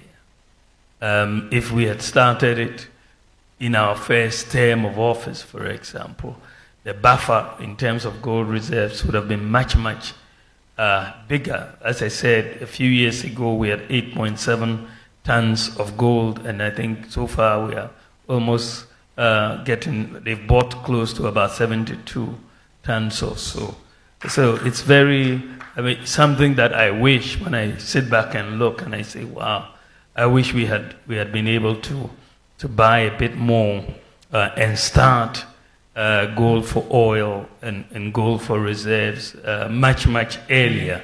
But as I said, the crisis is what really made us to get into these policies. Of course, I also wish that we had, even though we've built more school infrastructure than any government, I believe that we've still had challenges with the senior high school in terms of infrastructure.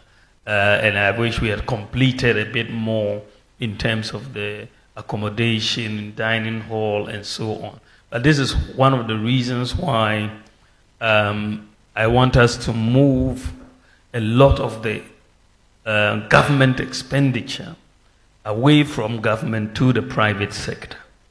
This is a major policy that we are coming up with, that we want to engage the private sector in a lot of expenditure that government normally will put on the budget. And a lot of infrastructure is part of what government puts on the budget. And places like roads, and you tend to see a lot of uncompleted buildings. But if you go to places like Legon or Tech, most of the accommodation, the hostels, is provided by the private sector. And all we do is rent it and pay. And I believe that we can have that model where the private sector is engaged to build a lot of infrastructure, and will pay them rent or lease it or whatever over time. So I believe that will give a lot of fiscal space, but also allow us to complete all of these buildings and so on. But this is where I want to take Ghana in the next session, that we should move more towards the private sector provision of a lot of this, and that will really bring down the fiscal burden on government in providing some of these. The Cape Coast Airport, what is the overriding consideration? Well, I think that if you look at tourism, it's got to be one of the big considerations for Cape Coast. And that could provide us, of course, some people say, well, you are also expanding the road. That is fine, but some people want to fly directly to Cape Coast. I think they will have that opportunity to do so. Parents, it's an educational hub and so on. From Tamale can come straight to Cape Coast and other things. So I think that there is a rationale, and we should give Cape Coast. It's the feasibility study is suggesting that the location will really be between Cape Coast and Takoradi because of land space issues. But I think there's justification for that. Inner Ring Road for Kumasi, Santasi, Ahojo, and airport interchanges. Napo, I'll leave you to handle that portfolio. And it will be your responsibility to make sure. So I'll tell the Kumasi people to hold you if it's not done. I think that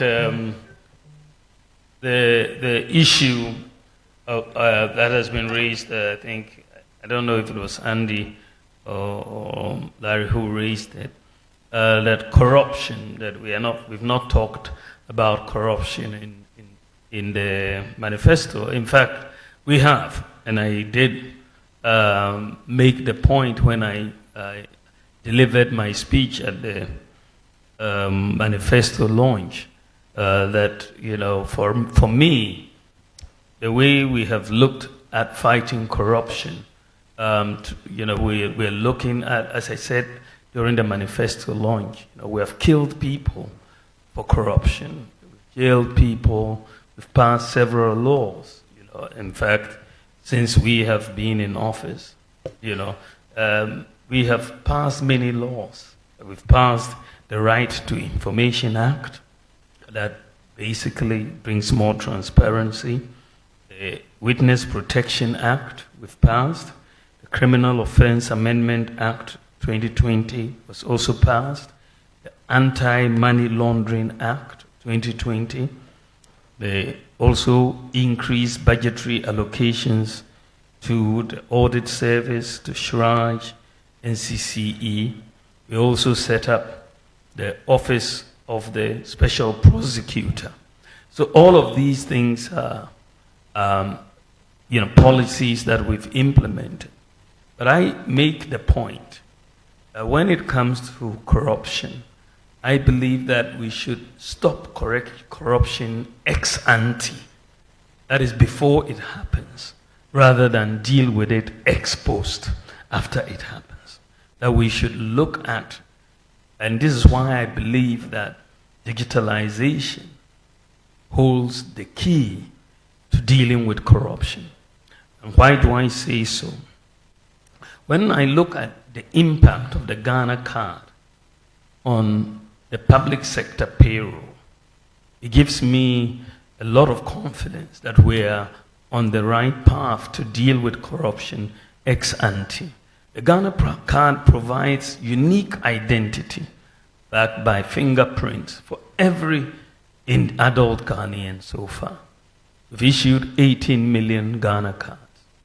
And so when we look at SNIT, for example, when they went through their pensioner payroll and tried to make sure that everybody had a unique identity on the payroll, they found out 29,000 ghost pensioners just because of the Ghana card. And that saved SNIT almost 400 million Ghana cedis from the 29,000. National Service Secretariat found 44,000 ghost service personnel, savings of over 350 million. And using digitalization in the Ghana card, we've been able to eliminate all ghost workers on the Controller and Accountant General payroll. And that is a major advancement in the fight against corruption, because these are things that have been there for a very, very long time. But digitalization is helping us to deal with it. And when you come to the area of the tax, domestic revenue mobilization and people's compliance with tax laws and all of that, when we came into office, only 4% of the, adult population of Ghana had tax identification numbers. Only 4% had tax identification numbers. So we made the decision. I said, look, why don't you make the Ghana card number the tax identification number? Suddenly, once we did that, suddenly 85% of adults in Ghana suddenly have tax identification numbers. So we can tell going forward who has filed, who hasn't filed, where they live, and so on. We tackled corruption, passport office with digitalization. And since we digitalized operations at the passport office, revenues have gone up almost 9-fold at the passport office. 9-fold. Same with DVLA, digitalizing DVLA. We've seen significant increase in revenue. When we digitalize ECG, and ECG no longer collects cash for payment of electricity, you've seen revenue collections go up from 450 million Ghana cedis to 1.2 billion Ghana cedis, just by digitalization. You are looking at paperless ports and the way clearing goods at the ports have gone so far. Everybody can attest that you have been able to see a reduction in corruption. The Ghana.gov platform that we have implemented, by the way, you almost about 99% of all MMDAs are on the Ghana.gov platform. And that means that payments to government and are largely not leaking. The Ghana.gov is collecting about 200 billion Ghana cedis on the platform a year. And a lot of this would have normally gone through cash, and then we would have had leakages. What we want to do moving forward with fighting corruption is my proposal in the manifesto that our government must become a blockchain government. A blockchain government, which means that we operate on the basis that all transactions that you do within the government space are locked in, cannot be changed, are traceable, even if it is 100 years, they are all traceable. So you cannot go and change any things within the government space. And that is where we need to go. So far, UAE wants to be the world's first blockchain government. They are on course. Ghana wants to be the world's second blockchain government. With that, I think once everything is transparent in all your transactions, there should be a deterrence for corruption in this context. So I want us to move into blockchain, and it will also be done. Just like Estonia, I also want all our databases to be interoperable. And that is work that is going on now. And I believe that either later this year or next year, we will have across all of the government space, all data between one institution and the other will be interoperable, so that we'll see and there will be more transparency.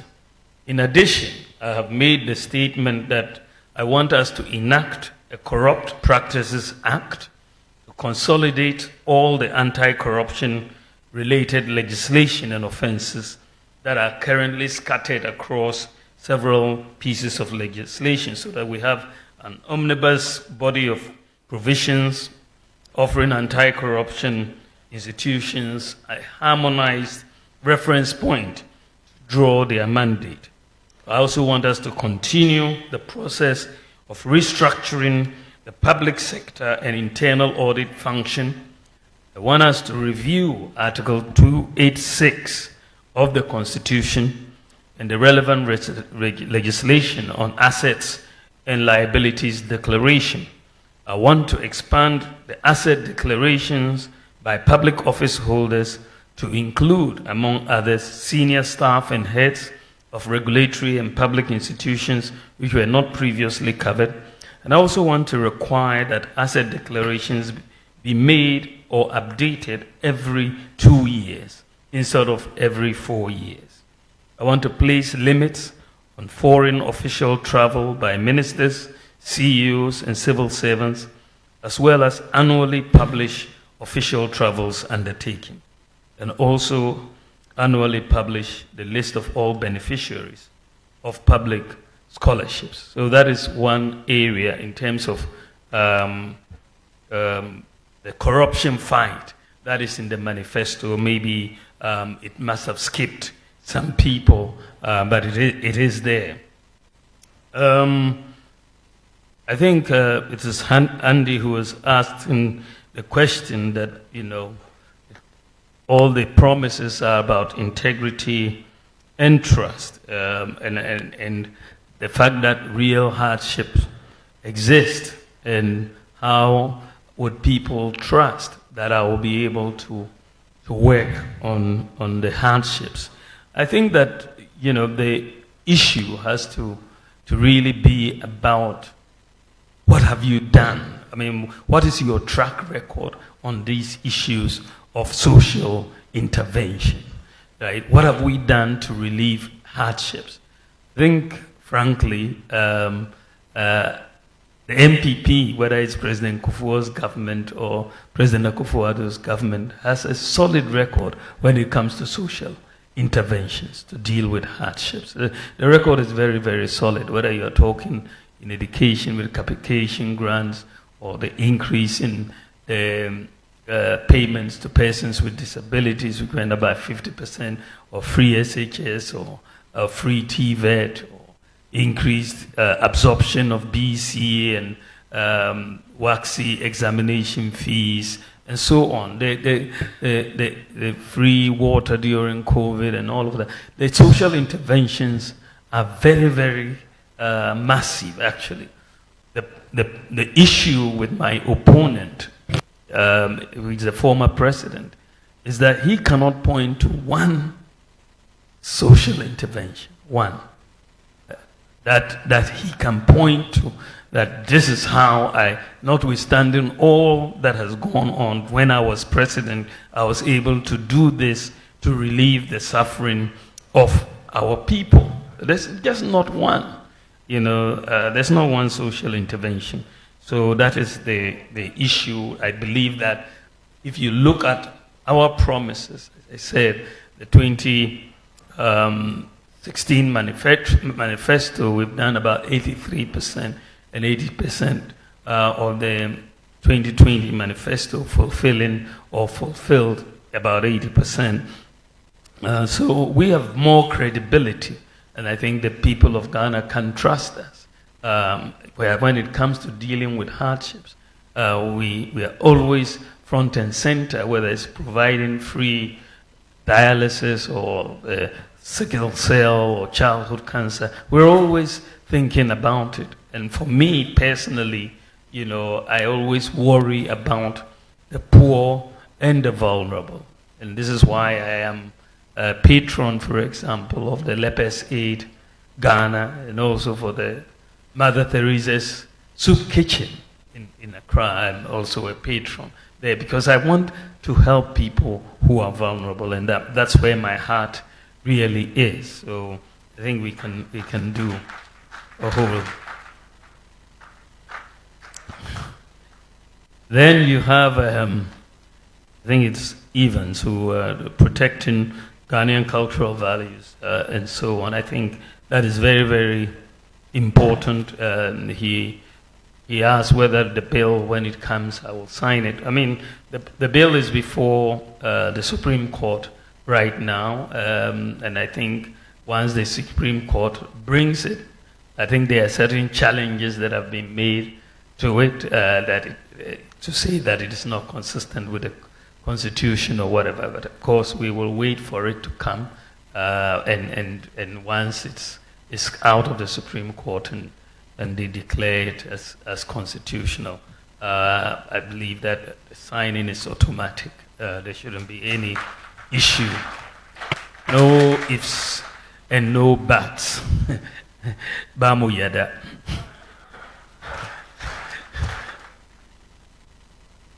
I think that there is the issue of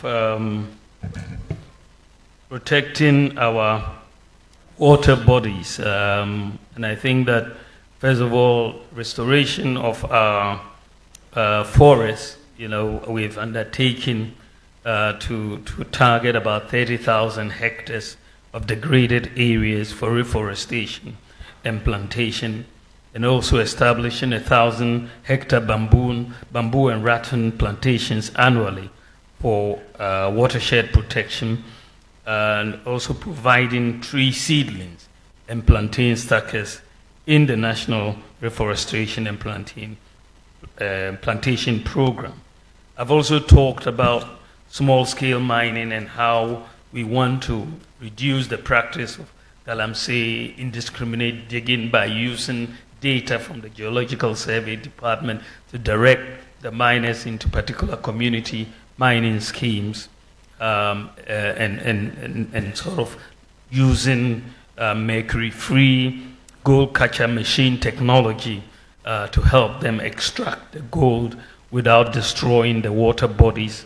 We also want to preserve our water resources by vigorously protecting both the surface and underground sources by enforcing the provisions of the water use regulations, and protecting transborder water sources of the Volta River in particular. We need to effectively manage all these water basins. I think it's very, very important that we do so. I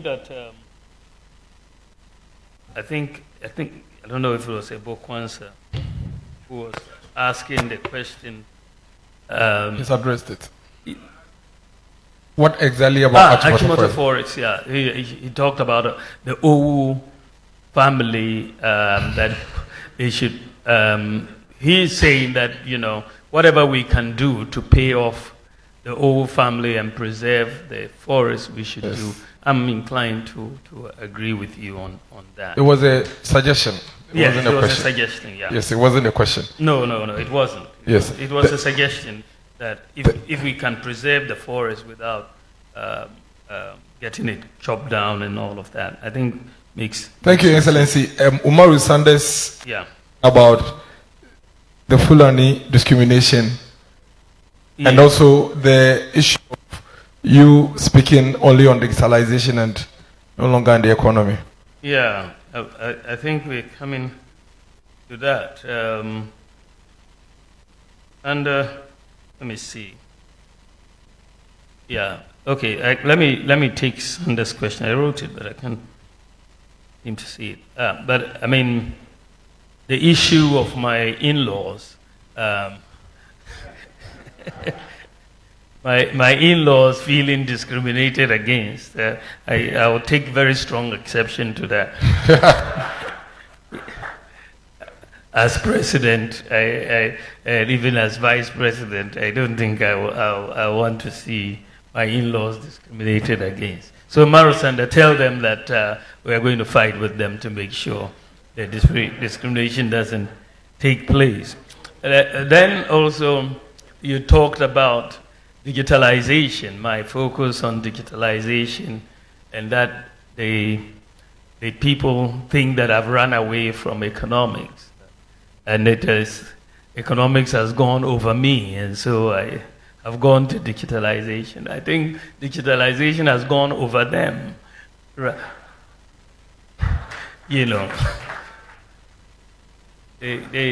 They have no. It's very strange, the people cannot see the nexus between digitalization and the economy. And it just doesn't make sense. When I spent a year at Oxford University in 2009 as a researcher in the economics department, I wrote a book on monetary policy and financial sector reform. And I made a point in the book, this was in 2010, this is 14 years ago, before I became vice president. I made the point that Africa needs to go digital because the global economy is going digital. And if countries stay behind, they will miss out on the fourth industrial revolution as we missed out on the other revolutions. And there's a good reason, because the digitalization allows us to formalize our economy. Informal economies are very difficult to manage. And so if you want systematic, management of an economy based on data and based on systems, The fourth industrial revolution is a data-based revolution. If you have an economy that doesn't have data and systems, you can't do much. Your entry into the fourth industrial revolution, your ticket to entry is a digital identity. And as I've already said, that is the first thing. If by issuing the Ghana card, you have a digital identity. You know your population. Today, when a child is born in Ghana, right, at the point of weigh-in, they give the child a Ghana card ID as well as a birth certificate ID. We are the first country in Africa to get this done. You are getting these two IDs. So, and not long, we are going to see NIA is going to go to all the schools and issue all the children with Ghana card IDs. So we will have a complete database, and they've done the pilot, so I expect them to start before the end of this year. You have a complete database of the whole country. Everybody is accounted for. If a child is not in school, you will know, because they will not be in the school database, but they would have been born. You can only manage an economy when you have the data on the people, properly. So I think that the digitalization allows us to do so. From independence to 2016, only 4% of our people had tax identification numbers. Only 4%. But by making the Ghana card ID, that we've been able to solve that problem, and therefore we have 85% in there. How do we get everybody with a bank account? You go through mobile money interoperability. You get the digital framework working. And then suddenly Ghana is the #1 country in terms of financial inclusion. We've been working at this matter since independence. But Ghana is 100% access to financial inclusion. The only country in Africa with 100% access to financial inclusion. This is economics. When you talk about financial inclusion, you're talking about economics. Look at the savings that people are making, just staying at home and paying their electricity bill, or renewing their national health insurance, or buying something on the internet or whatever. Just, you're expanding economic possibilities when you move in this direction and so on. So when you are talking about moving away from economics, no, in fact, any economy which doesn't digitalize will be left behind. And so I believe right now, what we are doing right now in Ghana, we are really at the forefront of the digital economy in Africa. We are at the forefront of the digital economy. What we are doing right now, many countries are not able to do. Many countries will take a much longer time to do. I was telling somebody, even in the UK, they don't have digital ID cards. Tony Blair was proposing to Steinmeier that they should move to issue digital IDs. They don't have digital IDs in the United States. They are now talking about doing digital identity in the United States. The EU has asked all their countries to make sure they issue digital IDs by 2030. How do you manage an economy without address systems, addresses? If you go to the UK, US, Canada, and you collapse their address system today, those economies will collapse just because they don't have addresses. We had to address that problem. For 60 years of independence, we didn't have a solution.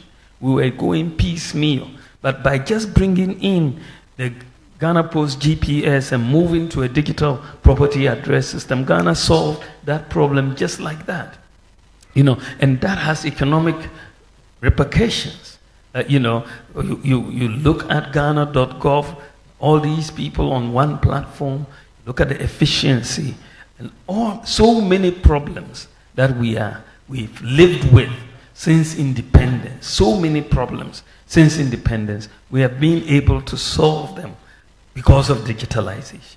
And this is now going to give us the foundation to really grow jobs and the businesses in this country. That is where we are going. So people who don't understand digitalization or need to, think through some of these things. This is where the world is going, and I am just, at the forefront in terms of policy of moving this in this country, and that is why some people don't understand. And then I think Ebukwansa was talking about people calling me a liar, and when you go, and that is very, I said to someone, well, at least I'm not called a murderer as my boss was called, or I'm not called a drug dealer, or even I'm not called government official one.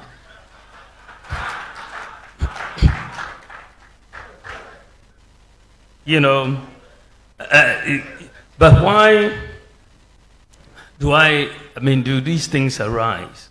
Fundamentally, I believe that Ghana can do exactly what is happening in the developed world, in the advanced countries. I believe it is possible for us to leapfrog technology. And for us to do this, we must have this mindset of possibilities. That's why I'm saying it is possible. We are always, timid in trying to do things that are not even done in the advanced countries. We think because it's not been done in the advanced countries, we shouldn't even try. But we can leapfrog them in many areas. But if you have an impossibility mindset, which seems to have been pervasive in the NDC mindset, everything you want to do, they say it's not possible. But if you have that, your development is limited. But when other countries are going to Mars, why would you think earthly things are not possible? But many of the things that I am trying to do in the policy space are a little futuristic in nature. Many people don't seem to usually understand them at the time when I start talking about them. They immediately come and say, oh, well, he's lying. You remember when I talked about drones coming into Ghana? What did they say? That I was lying, that the drones are coming to take pictures of naked women in their bathrooms. That was the response about drones. And when I said Ghana was the world's largest medical drone delivery service, they said, he's lying, it's not true. When we talked about digital property address system, they said he was lying. This is not this thing. When I said that mobile money interoperability, Ghana was the first in Africa to do mobile money interoperability between bank accounts and the Momo account that we have done. They said I was lying, but usually after they say I'm lying, when I'm proven right, they don't come back to say I was right. When I said that you could use the Ghana card to travel from outside Ghana into Ghana, they said I was lying. Today, people are using it and traveling very easily. When I said we're going to build hostels for Kayaye, they said I was lying. And then we've built the hostels, they've not said anything. When I said we will restore teacher training allowances, they said I was lying. When I talked about the rent advance loans so that people will not have to pay rent advance through the National Rental Assistance Scheme, they said I was lying. Free SHS, when we talked about it, they said it was 419. Agenda 111, when I mooted this idea about Agenda 111 and we announced it, they said it was a lie, it was not feasible. The digital, the Zongo Development Fund similarly, and when I talked about credit scoring, was not in existence. It wasn't seen as true, So there's a pattern that is going on. But I have to thank Joy FM. In June 2023, Joy FM did a report together with the African Academy for Open Source Investigations. And that report revealed that the coordinated sharing of that hashtag Bawumia tweets by 28 accounts using copy and paste technique is an inorganic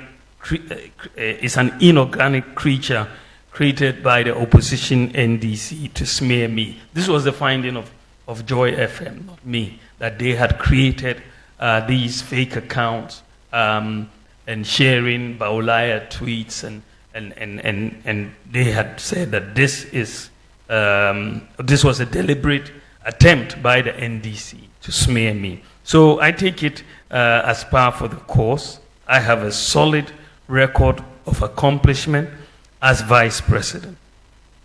Very solid. I have, at least I can point to 33 separate policy initiatives. 33 that I have championed or initiated as Vice President. 33. My opponent cannot point to one. One, just one. Bakope.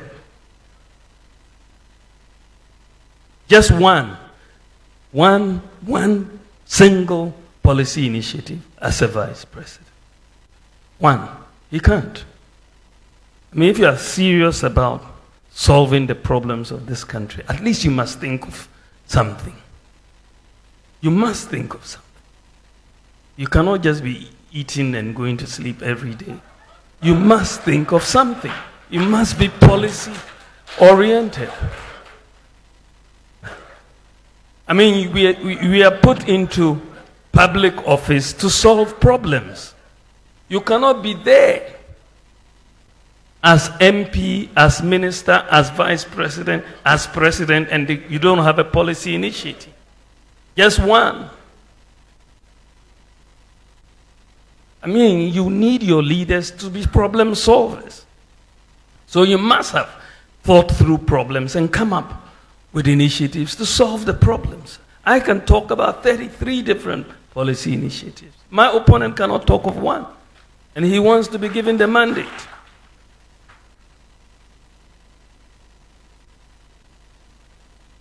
Question about the Zongo Development Fund. We just wrap up. We'll take the Zongo Development Fund question, then we'll take a question from Bloomberg. Then I have also been called out the same way I called TV3, and let me add GH1 as well. Let's give fair reportage. It's fine.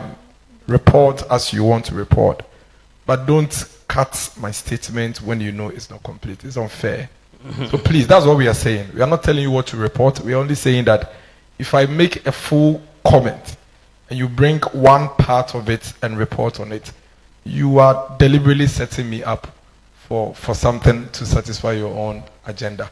Please, let's be fair. GH1 has also done the same. I think it's fair that we correct it. But I have been called out also by Ebenezer Donko. Eben, I can't see you. Please, give the microphone to Ebenezer Donko. Your Excellency, whilst you take a breather, and then we come back to it. We are taking three. So please, let me address the Zongo Development Fund. I think that what is clear is that Zongo development wasn't a real issue. The Zongos, for the most part, had been used as political fodder by politicians. And we didn't really have a vehicle for Zongo and inner city development. And this is the genesis of the setting up of the Zongo Development Fund. And we are looking at setting this fund up. And this fund has done tremendous work. We've had over 200 completed projects in various areas like education, health, infrastructure, vocational training, entrepreneurial support, sports, and so on. We've done over 70 new classroom blocks are being constructed. 45 have been completed and commissioned in various zongos. We have constructed over 30 ICT and community libraries in zongo communities, and we've renovated and provided, we've renovated various schools and provided dual desks to several. Over 5,000 dual desks have been provided, and we've provided tertiary education grants to over 1,000 students. And we've given scholarships to 40 brilliant but needy students from zongo communities to study medicine in Cuba. And we've donated about 50,000 textbooks to be distributed across the country. Over 1,000 youth from zongos across the country have been trained and supported in various vocational skills: soap making, beads making, hairdressing, and so on.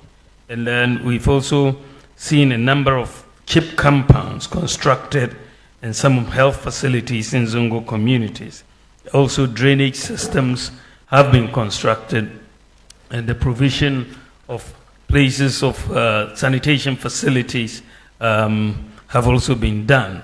So if you look at sports, we've also done astroturfs in zongo communities. 17 have been completed, and we've done 100 mechanical water systems in many zongos across the country. And street lighting as well. So what you are seeing is a major investment that has taken place in the zongo communities, and you can point to specific things across the various communities and what the Zongo Development Fund has done. They've done an excellent job across the country. They've done an excellent job. Your Excellency, kindly take a seat. We'll take just one last round. I know there are a lot of questions, but we are unable to take everybody's question. But because Ebenezer Donko has called me out publicly, let me take him. So please give the microphone to. Let me please hold on. So we'll take Northeast. We'll take Northeast. Please hang on. We'll take Northeast. We'll take Bono region, round from the Bono area. We'll take between Volta and Oti. We'll take Oti. Then so that's 3. We'll take Bloomberg. We'll take Ebenezer Donko, Natalie Ford, and then I see Stephen Zuri. Then finally, Geba will wrap up as a mother. So please let's use this order, and then we can make progress. So for now, I see Bloomberg with the microphone. All right. Thank you, Your Excellency, for the opportunity. Your manifesto promises seem to fall outside the program parameters and targets of the IMF. And you add by saying you're going to scrap some taxes. Do you perceive that you'll be seeking to review any portion of the IMF program to accommodate some of these things you plan to do? And if yes, which areas are you looking at? Thank you very much. Thank you. Please, give it to Eben. He's used communist inferior tactics in getting me to. Does he have the microphone? Okay. Go ahead. He's here. He's here. He's here. He's here. He's right here. Please give it to him. But then, Stephen, please. Stephen, ask your question. Okay. You have the microphone. Go ahead. Yes. Give the microphone to Eben, but let's hear Northeast. Or else Eben get the microphone. Thank you very much for the opportunity. My name is Salifu Mbadama Idrisu. Wale FM. Wale. Yetwala Mampule. Dr. Nitma. Njela Bosa Abatana. Abaye Banyela Mampule Kayil Banya Strumentary. Abaye ma yinnenya. Palaku Mwala Yetwala. Kabaye Mancha Mambo Siminya. Inyanga Dinasara. Nembia Popuna Kanya Ula Kanangi. Kamawanyang Mbia. Kampasa Bayi. Ni itwa sukuru karango yetwa be sukuru yetwa ami babula babusinya inyanga dinama into me university tebaba kakwanya karankarama change tourni. My last one is a comment, please. Yesterday, I was watching Joy News program entitled Are you News asking 5. two questions? No, please, I beg you. This We one, don't know what I you want to said find in out something from please you, and go. please. The first one was your question. I beg you. I was watching a program yesterday on News 5, and one independent presidential aspirant used a lot of unprintable words on you. And I was so sad to understand that the host sees nothing wrong with that. And I want to find out from you, when you do hear some of these things, how do you feel, or how do you take it as a person, not a president? Thank you very much. Thank you, Northeast. Eben, then voter. Can I see the voter hands? OT, you are asking for voter in OT. That's fair, right? Okay, Eben. All right, thank you very much. So my name is Eben. I work with YFM Ghana.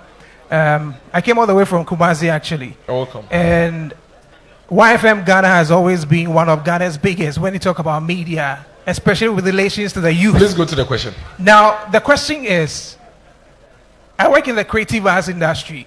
Most of the times, we get to see our celebrities or people in that industry only when it gets to elections. That's when politicians want to use them because they do know that they carry certain power and they can actually help communicate.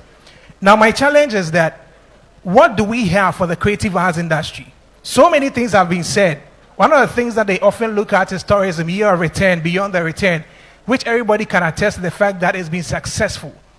Now, what are we doing with our movies? What are we doing with our music, our internet? Because today, we can change the narrative and perception about Ghana with movies. But unfortunately, our movie industry is kind of on a decline.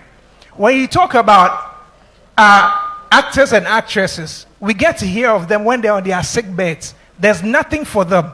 Any kind of pension scheme, any kind of thing for them. What do we have for the creative arts industry? Since we hold a huge power to actually change the narratives of this country, and the creative arts industry also gets to employ thousands of people from tourism. Look at all the tourism sectors across the country. I remember speaking to one of the tourism sector ministers about... Please wrap up, Eben. Sure. You get to some part. So my question is that what do we have for the creative arts industry? It shouldn't just be what we say. What are practicable steps we have for the creative arts industry? Thank you, Eben. Please give the microphone to OT region. Yeah, thank you very much. My name is Baba Adam Sadiq. OT region, we all know, is an infant region with many problems as far as development is concerned. But one major problem that I would like to ask the Vice President, if Ghanaians give him the mandate to become the president, our number one problem is the bridge over River Oti. We all know that Oti is one of the food baskets in the country, and we also know that that road is an important road for motorists from the northern region coming down to the south and the vice versa. But the problem is government had promised the people of Oti, after we've been given the region, that a bridge will be constructed over River Oti. And since then, nothing has been done, or we've heard nothing. Now, when you are given the mandate to become the president, what would you do? What will you do for the people of Oti? Paul Adum Ocheri. Then Yakunama will come, and then we are done. Hello. Miracles, do I have the floor? Yes, Paul. Thank you very much. Good evening, Mr. Vice President and colleague journalists. I think we're having a very interesting time. Mr. Vice President, I covered the NPP presidential primaries in 1998. I covered election 2000. I covered the NDC contest for election 2004, the one between Mills and Kwesi Botwe. I covered election 2004, 2008, 12, 16, 20. I have never seen a presidential candidate, whether in opposition or in government, focusing his campaign to the people about policy initiatives and policies that have been achieved. I also covered the UK election in 2001 for Tony Blair, and I covered also the UK election in 2019. you will find in those places that they were always articulating policy, what can be done, what can be solved. You will find here in all of those historical elections that we were not doing that until Mahamudu Bawumia arrived on the scene. Mr. Vice President, whatever happens in December, you have changed the politics of Ghana and Africa for a long time to come. I have nothing more useful to add except that God bless you. Thank you, Paul. God bless. God bless you too. Yakunama. Yakunama. Please take the microphone to Upper East, Natalie Ford, and then Kasapa. Thank God that finally grace located me for me to be called. Good evening, Your Excellency, and thanks for the opportunity. I go back to the manifesto. Improved, you proposed a number of new tax regimes. You talked about Ghana's ports being competitive to that of Togo. We know Togo is mainly duty-free. Is Ghana ports going to be duty-free? And if you do that, coupled with the number of taxes and levies you intend to abolish, then there will be shortfall in revenue, which we know that the budget we draw year by year is highly dependent on loans and donor support. So if there are shortfalls in revenue, how are you going to make up, and how will you fund all these lofty promises? Thank you. Thank you, Yakurama. Upper East, please, and then Bono. Please, Upper East, go ahead. Straight to the question, please. Good evening, Vice President. In 2019, you accompanied the President to Tanting, widely known as Talisi District, to consult for the construction of the Kolgo multipurpose dam. Years down the line, nothing has happened. I mean, nothing substantial has happened. What has been done is that $11.9 million US have been paid for some. For some, it is no work done. Now, I want to ask your understanding of what that money was used for, and if you think it is prudent use of the taxpayers' money. You've also said that you're going to ensure that it is constructed. We know in 2019, when the sword was cut, it was estimated to cost nearly $1 billion US. Please, your question. Nearly $1 billion US.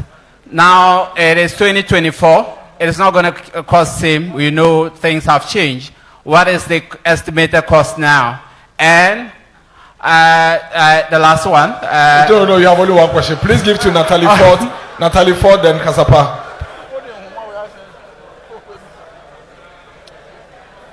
Thank you. I'm Natalie Fort with the EIB Network. Snappy with the question. GH1 TV and Star FM. Your Excellency, North Tong MP Samuel Okujeto Ablakwa is seeking to introduce a private member's bill to prevent legislators and government officials from buying state assets. In the event that you're sworn into office, is this a bill that you would assent to? Okay, please give it to the Kasapa and then give the microphone to the Bono rep. Kasapa.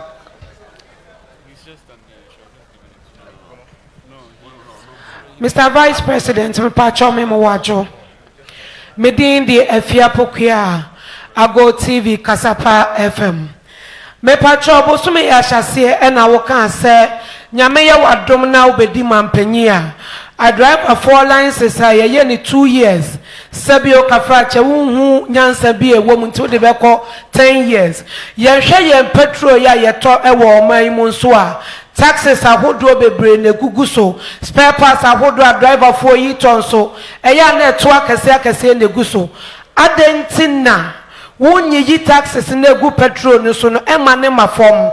Now so spare parts Nebuaya de no so no duties are what we are so want so Emma Munya free and as from who hang dance sebia you be 10 years because according to DVLA no 1 year checkups at the mom every year 2 years said there be ya on be nya nimdie ani suahunu wom adentina sa taxes in the gugu petrol so spare parts so ye nyim free ho dance ye de be 10 years me dance question I as I am you your driver's license 10 years and I said yeah Bono region please give the microphone to the Bono area. Bono is here. Bono is okay. Yeah. And my name is give to Kwabena Nika from Moonlight FM, Sunyani. Your Excellency, the last time you were in Sunyani, I presented your book to you, and I told you I'm still eagerly waiting to sit you down and do an academic discourse on it. I think those who introduced you into the Ghanaian politics didn't do you well by actually letting us know what you stand for as far as your economic whiskeyship is concerned. So let's do this when next you come to Sunyani. But I bring you greetings from Sunyani, and my people say I should ask you, everything that every government begins in Sunyani stalls halfway. I've covered politics in Bono region for close to 3 decades, and in the past 16 years, we've stagnated, and the 2020 results as far as parliamentarship is concerned. Your question. Attest to the question I'm asking. Now, please, I'm asking my question. Now, the question is, has Bono wronged governments? Is there any animosity between local governance and national government? Because our people are crying for you. You cut sword for a major road which has stalled since you know. Thank so you. Have you wrong? So thank you. Your question is well noted. Please, we're done. We're done. We Thank you so have just much. one last one from Stephen, and that's it. Nashoko, Thank please. you so much. My name is Nash Shokor. In addition to being a journalist, I work in theater production. And I speak for the many of us in the performing arts who have come to realize the potential of theater to enhance job creation and employ a lot of young people. And yet, the state of the National Theatre of Ghana keeps deterring a lot of patrons from attending our performances. And this is a major concern for a lot of thousands actually of young people who rely on theater for their livelihood. So my question is, can we expect to see an urgent resolution of this problem, if possible before December 7th, or at the very least during your first 100 days in office? Thank you so much. Thank you. At this juncture, no, please. In the initial stage, could you Sheldon was asking a question, didn't end. I said, I'll call, please come. Bella, come, and then we're done. Thank you. So please, the two, and then we're done. Thank so please you. give the microphones to them. Mr. Vice President, my name is Stephen Zuri. The Opposition National Democratic Congress. I am from mynewsgh.com. The Opposition National Democratic Congress claim you are making up being a taxi driver, a cleaner, and a laborer. Would you want to throw more light on these things? Thank you. Okay.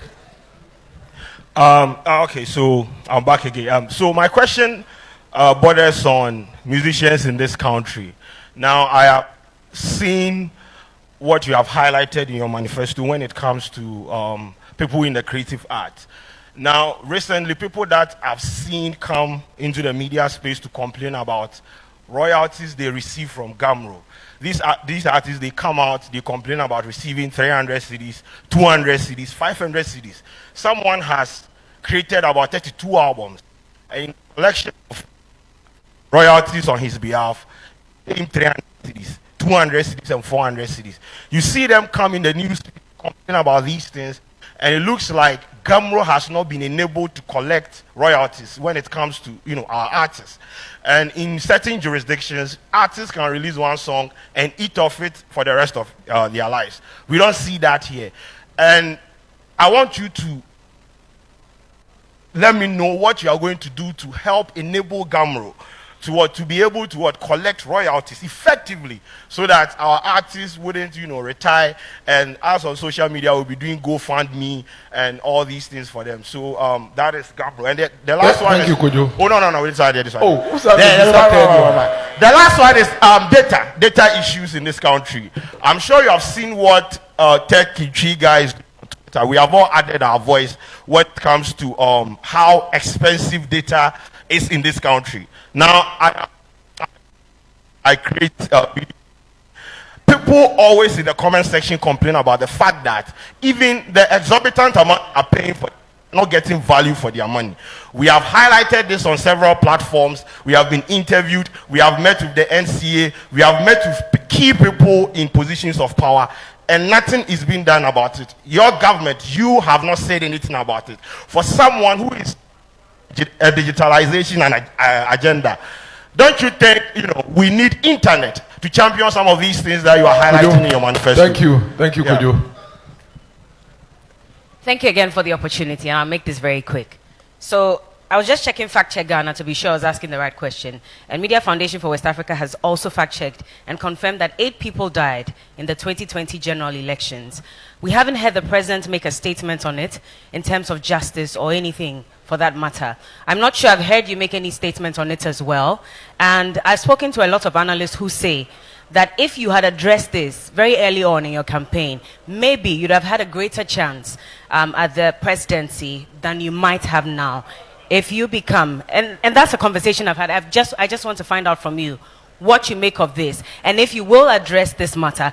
And finally, would you agree with Ghanaians who say that you should apologize for where we are at the moment, especially looking at all the promises that were made and the performance not matching to those promises? Thank you very much. Thank you. At this juncture, I think we would continue on another occasion. We'll take the last one from Geba. Ghana Independent Broadcasters Association.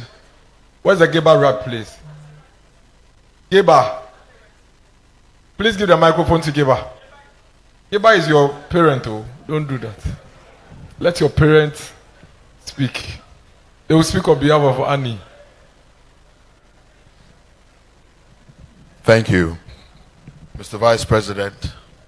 In Ghana, as at the end of 2022, we had a significant 832 radio and TV stations, of which 707 are radio authorizations and 120 TV stations to service our population of 34 million.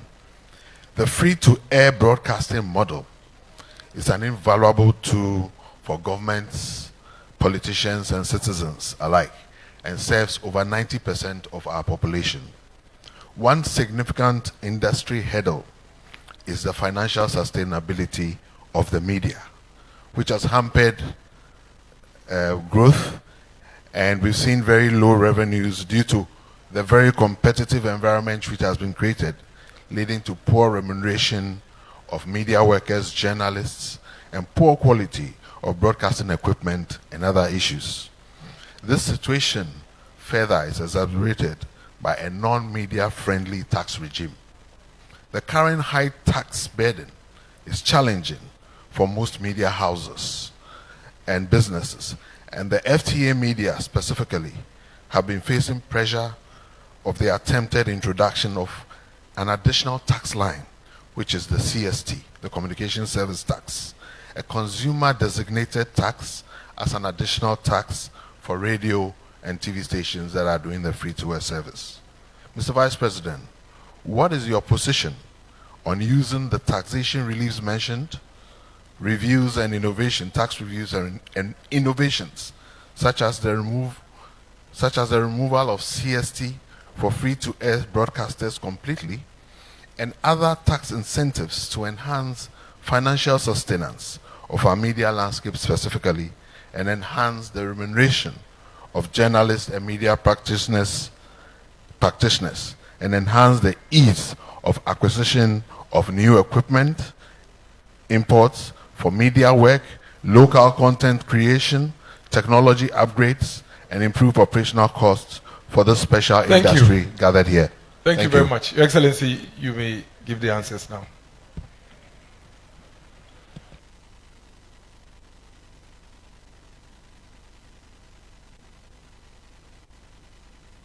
We are timing you at this point. Okay, I'll try to keep it short.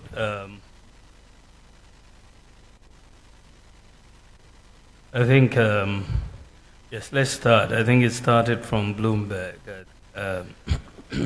The targets of our fund program vis-a-vis my proposals, especially the scrapping of some taxes and so on. I don't see any inconsistency at all between what I am proposing and the fund program that we are engaged in. If you read my proposals very carefully, I start off by saying that we are going to bring down government expenditure by 3% of GDP. The proposals in terms of the tax cuts I'm proposing will not even come up to 0.5% of GDP. So, you have more than enough space to fund what I'm talking about. So I think that the issue at the end of the day for the program is to make sure we maintain fiscal sustainability.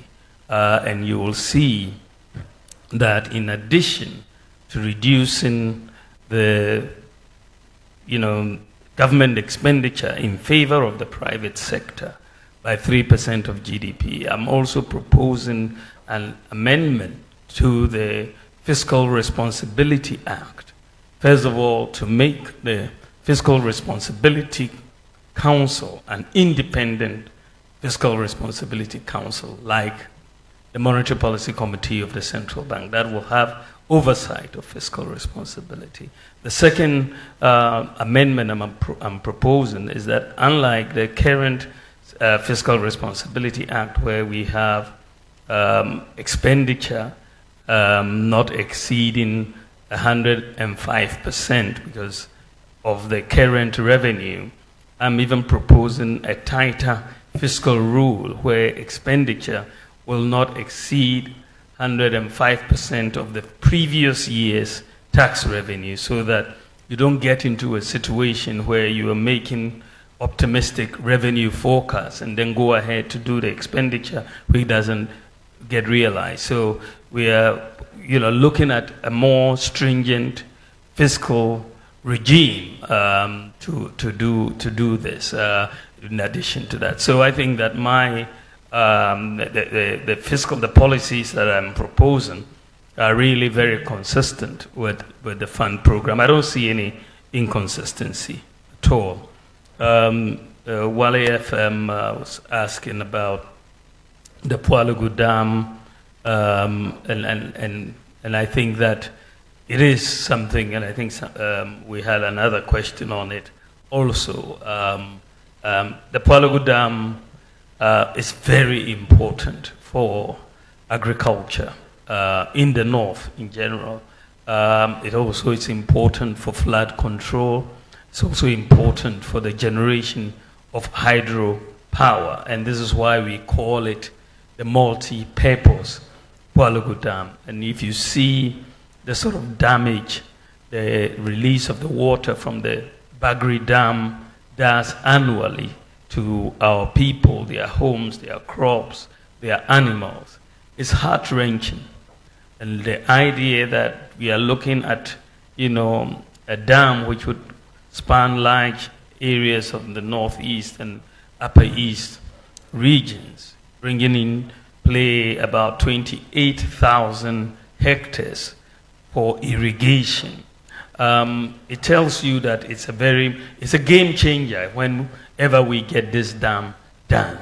Of course, the dam, as initially planned, was to cost about $1 billion US, as you rightly said. But we quickly ran into major issues following the COVID pandemic, and so many plans that were there we couldn't realize, no access to the capital markets and so on. So we're going to have to re-look at the funding model for the Pualugu Dam and bring in grant finance and as well as private sector financing because of the opportunities that exist for the private sector with all of this agricultural land coming into play and all of that. So I think that is the issue.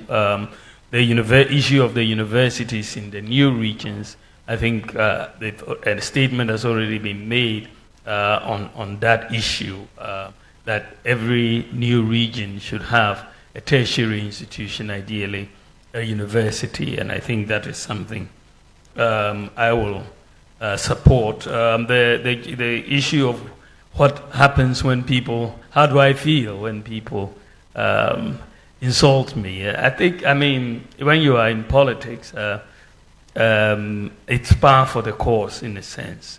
There's not much you can do. I mean, people just, for no reason, but for their own parochial reasons, just will insult you. But as long as it doesn't stop me from doing what I want to do for the people of Ghana, I will not be perturbed. As long as they keep insulting me, I'll keep getting things done for our people. I think that the issue has come, I think, in the area of the creative arts. I think it's a very, very, very important area for our economy. It's one of those areas, frankly, that, over the time, we have not really invested enough in. But my own view is that the returns to investment in this area are huge, because we have just natural born talent in this country.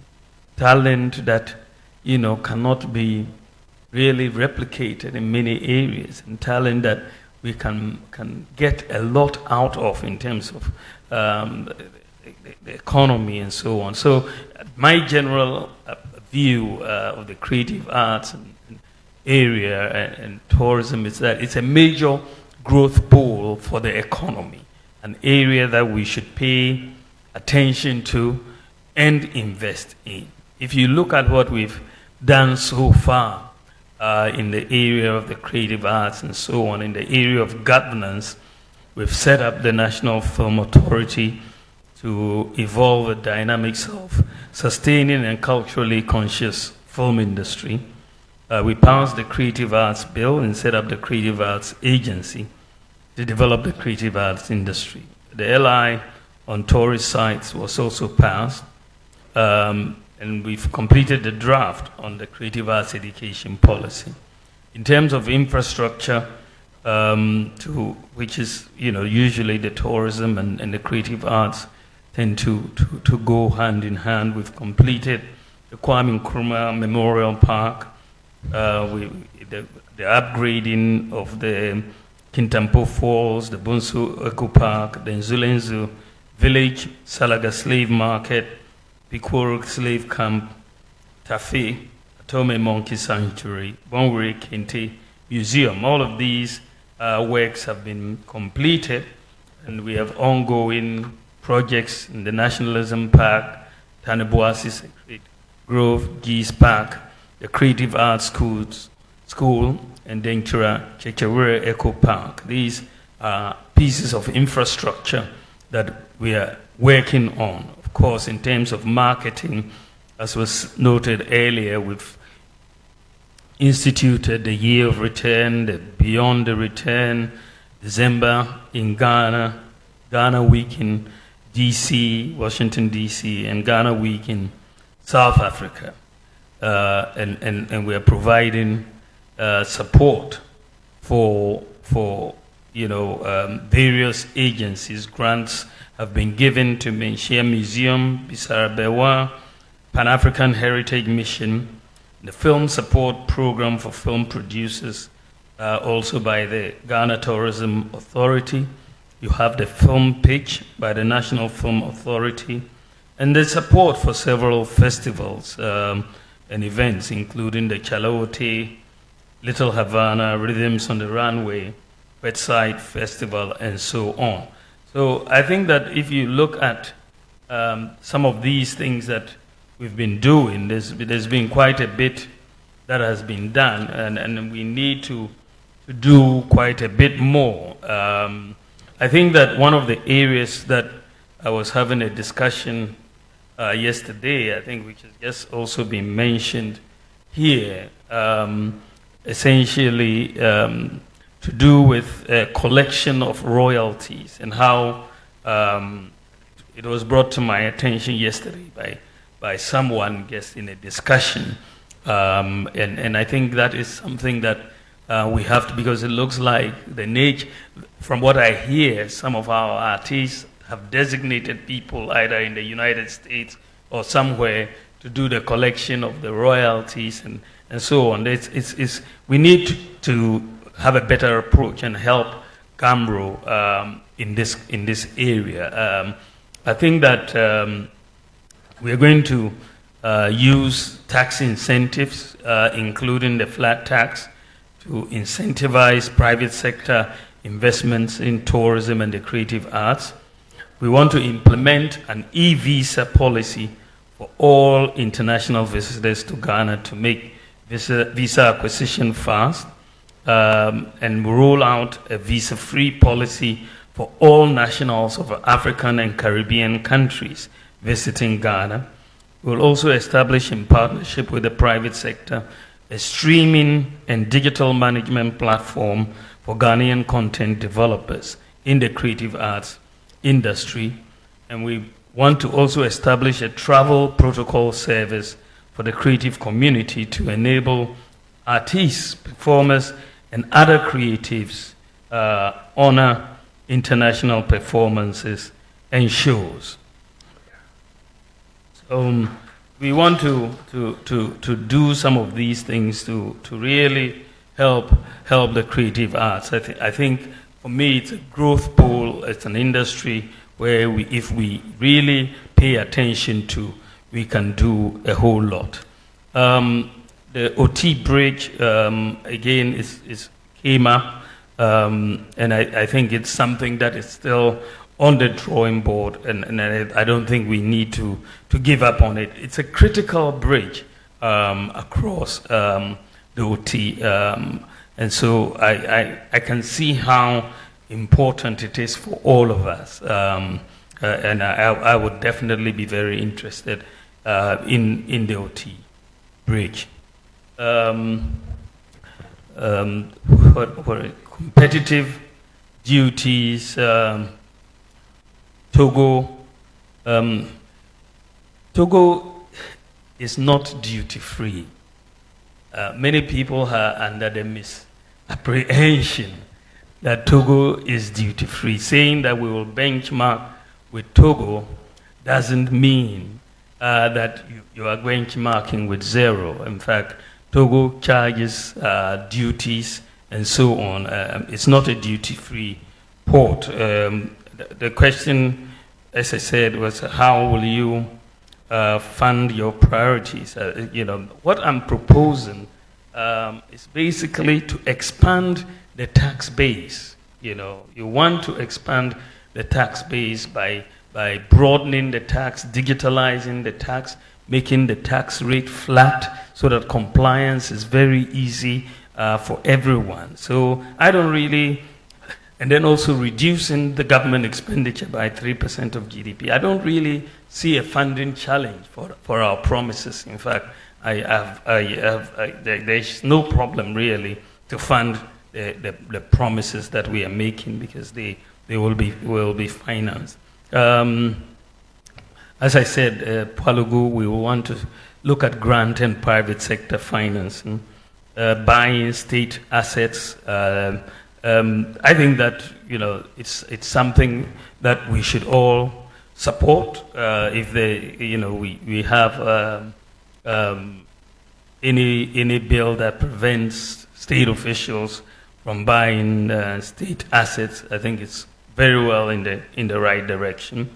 The issue about driver's licenses, as I said, we will move the validity to 10 years, but you renew it every 5 years. And we are hoping by moving to the flat duty for the imports, people will find that there's a bit more reasonableness in the duties that are being paid and a little bit more predictability in the duties that are being paid at the ports. Bono has not wronged government.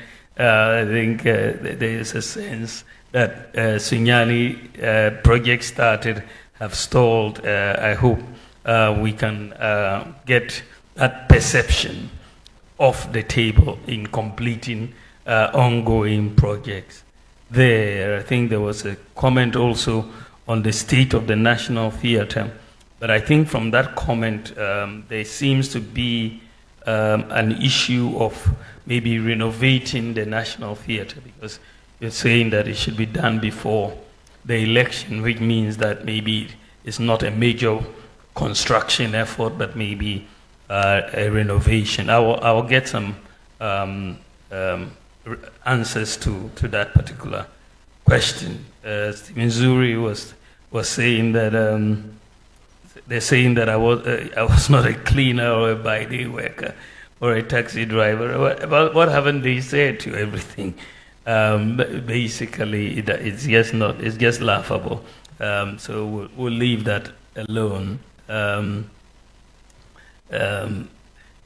It's just, yeah. So then data is expensive. I totally agree with you, especially as we're trying to build a digital economy.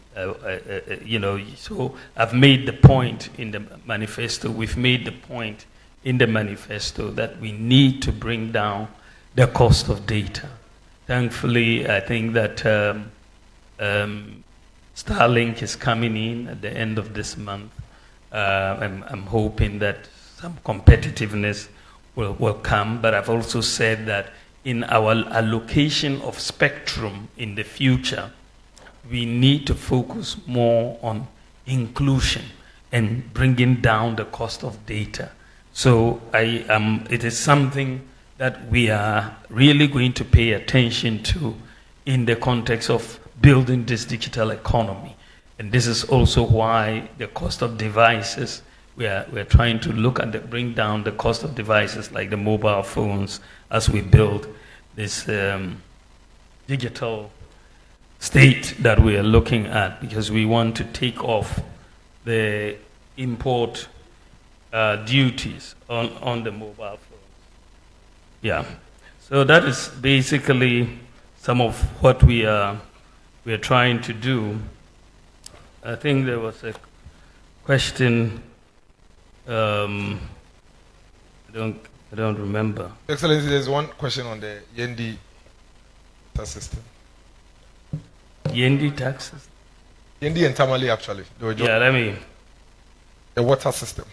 Yeah, okay, let me go. Let's go through it. I think there was a question that 8 people died in the 2020 election, and the president, or me, we have not commented on it. I'm not quite sure whether the president has commented or not. But any time we lose a life in any circumstance, it doesn't have to be an election.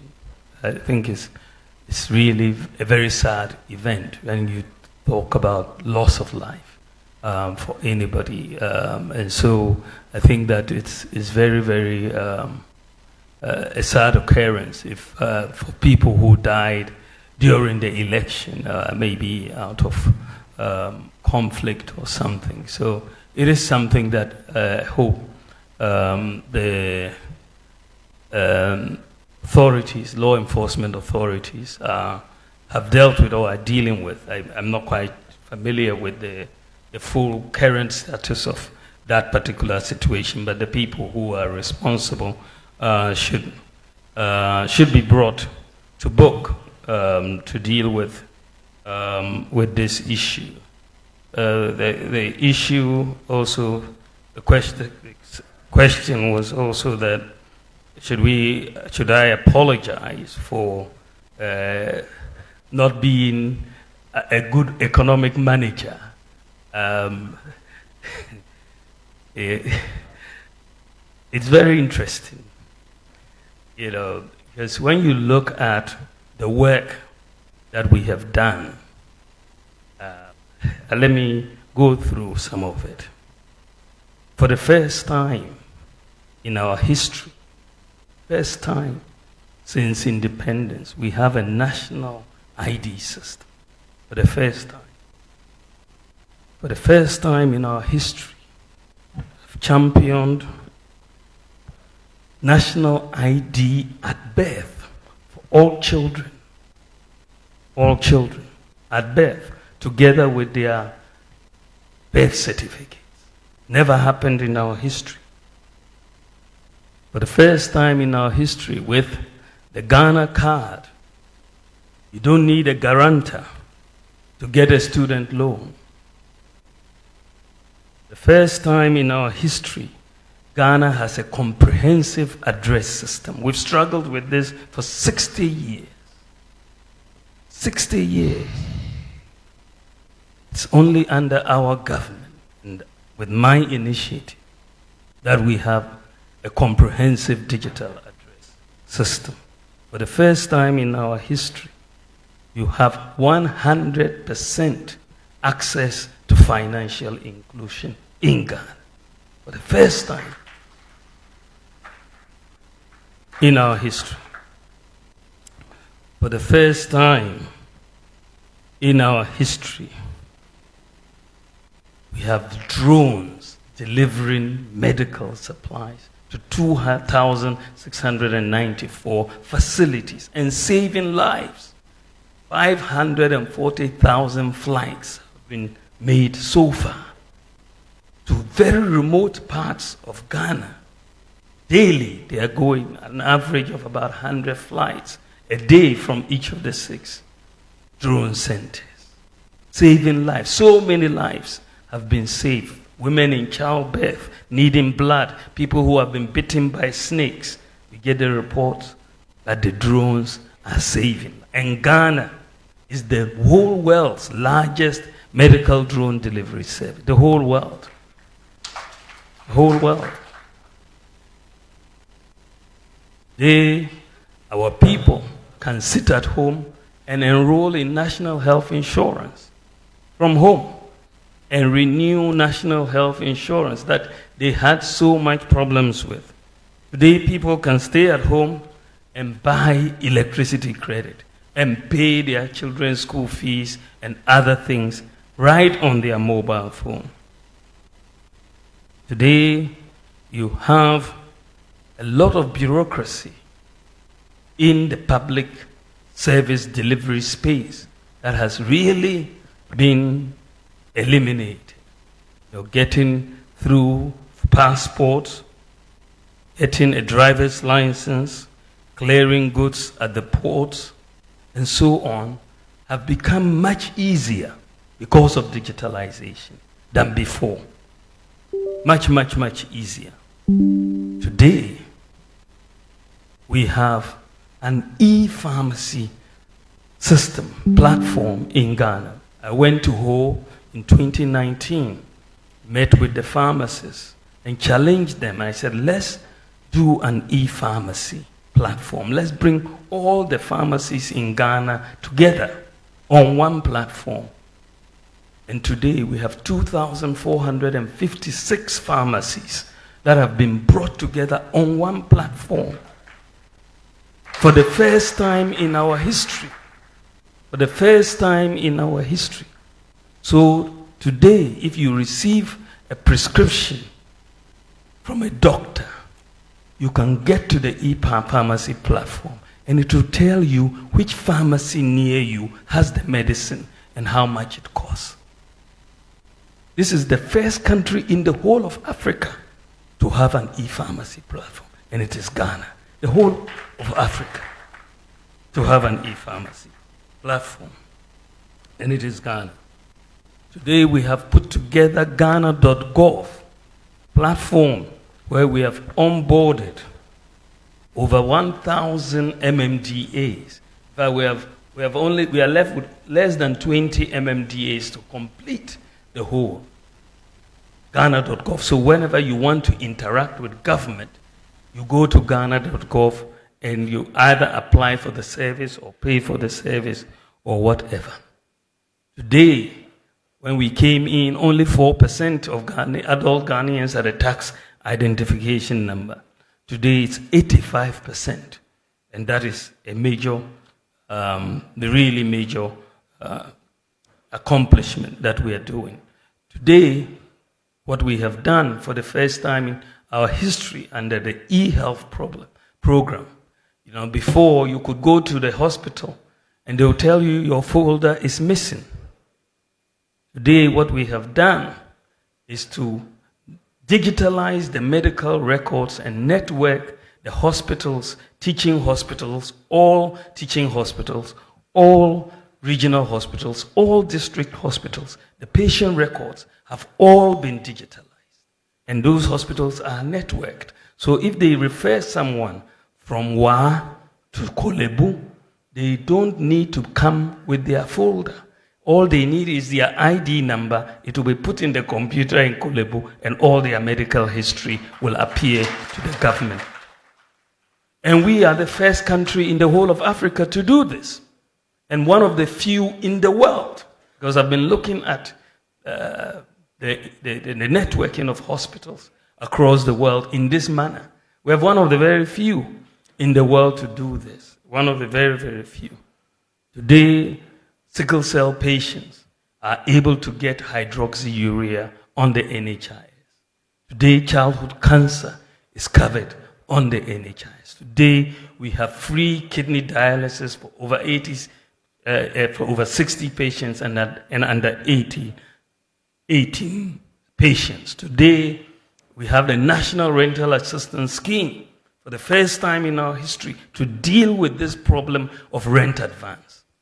And as I said, it's working very, very well, and we will do it. Today, for the first time in our history, we have the Zongo Development Fund, over 200 projects, and we are moving forward with that.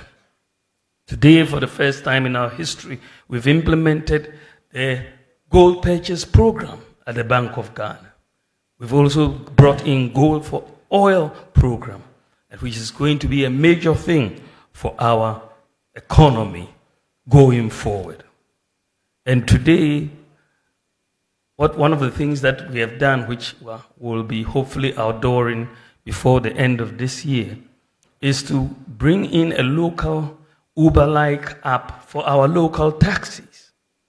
Taxis having major problems because they are being outcompeted by Uber. We have done an app for them, and they will soon be able to operate like the way the Uber or Yango or Bolt is operating. So that when we take a taxi, we don't have to be taking the money abroad. We can keep the money in Ghana. And that work has been virtually completed, and we will outdoor it very, very soon. So when you look at how we are changing Ghana, and you look at the performance of the economy before we came into office, we are doing much better across virtually every sector than the man who wants to come back.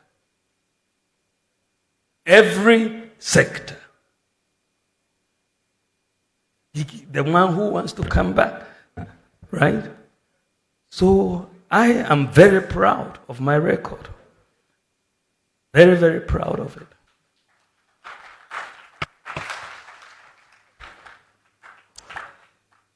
So the issue for GIBA was free-to-air model and the financial sustainability of it. I think that one of the things which as you spoke, I thought was very, very important for us and hopefully we may have to have a meeting to get a better, fuller understanding. But I believe that the flat tax system that we are coming up with for many businesses will help, because you were talking about the tax regime not being media friendly. I think that generally the tax regime has not been business friendly. And this is why I want a complete overhaul of the tax regime. I want a business and citizen-friendly tax regime. And this is where we're going. And I believe that once we implement the tax reforms that we are proposing, we will broaden the tax base and we'll make it very simple. When I was thinking about this, I asked myself the question, which country has the best tax regime in the world? The research came up with Estonia. Estonia has been #1 in tax regime, business friendliness for the last 10 years in a row. That has been Estonia. So I decided to take a team, GRA and a few others, and we went to Estonia. We met with all their key players, President, Prime Minister, Minister of Finance, the equivalent of GRA, and we went through their system. Of course, it was very clear that the simplicity of that system, friendliness of that system, no, you don't really need to appoint an accountant to tell you how much you owe. It's just a flat tax. I was very persuaded that we will have a very, very good system with a flat tax system in Ghana. And this is where I wanted. So it's just like you pay your tithe in church. You know, everyone knows exactly how much they have to pay. You know, it's that situation. And that is why I want us to start on a clean slate. And that is why we are going to introduce a tax amnesty for businesses and individuals so that we all start on a clean slate in this area. I am very, very thankful for this opportunity. I am running for president because I believe I can really help transform this country.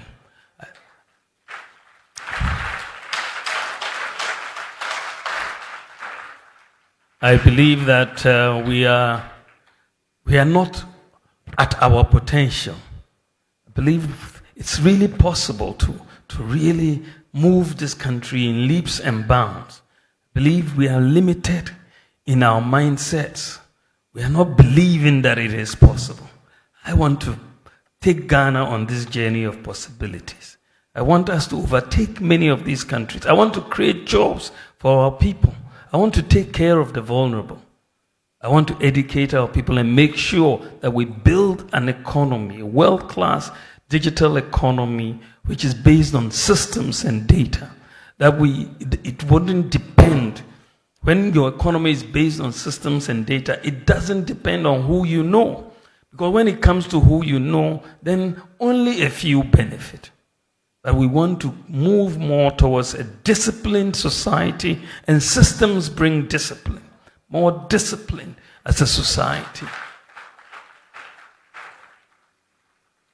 Because in the advanced countries, things work.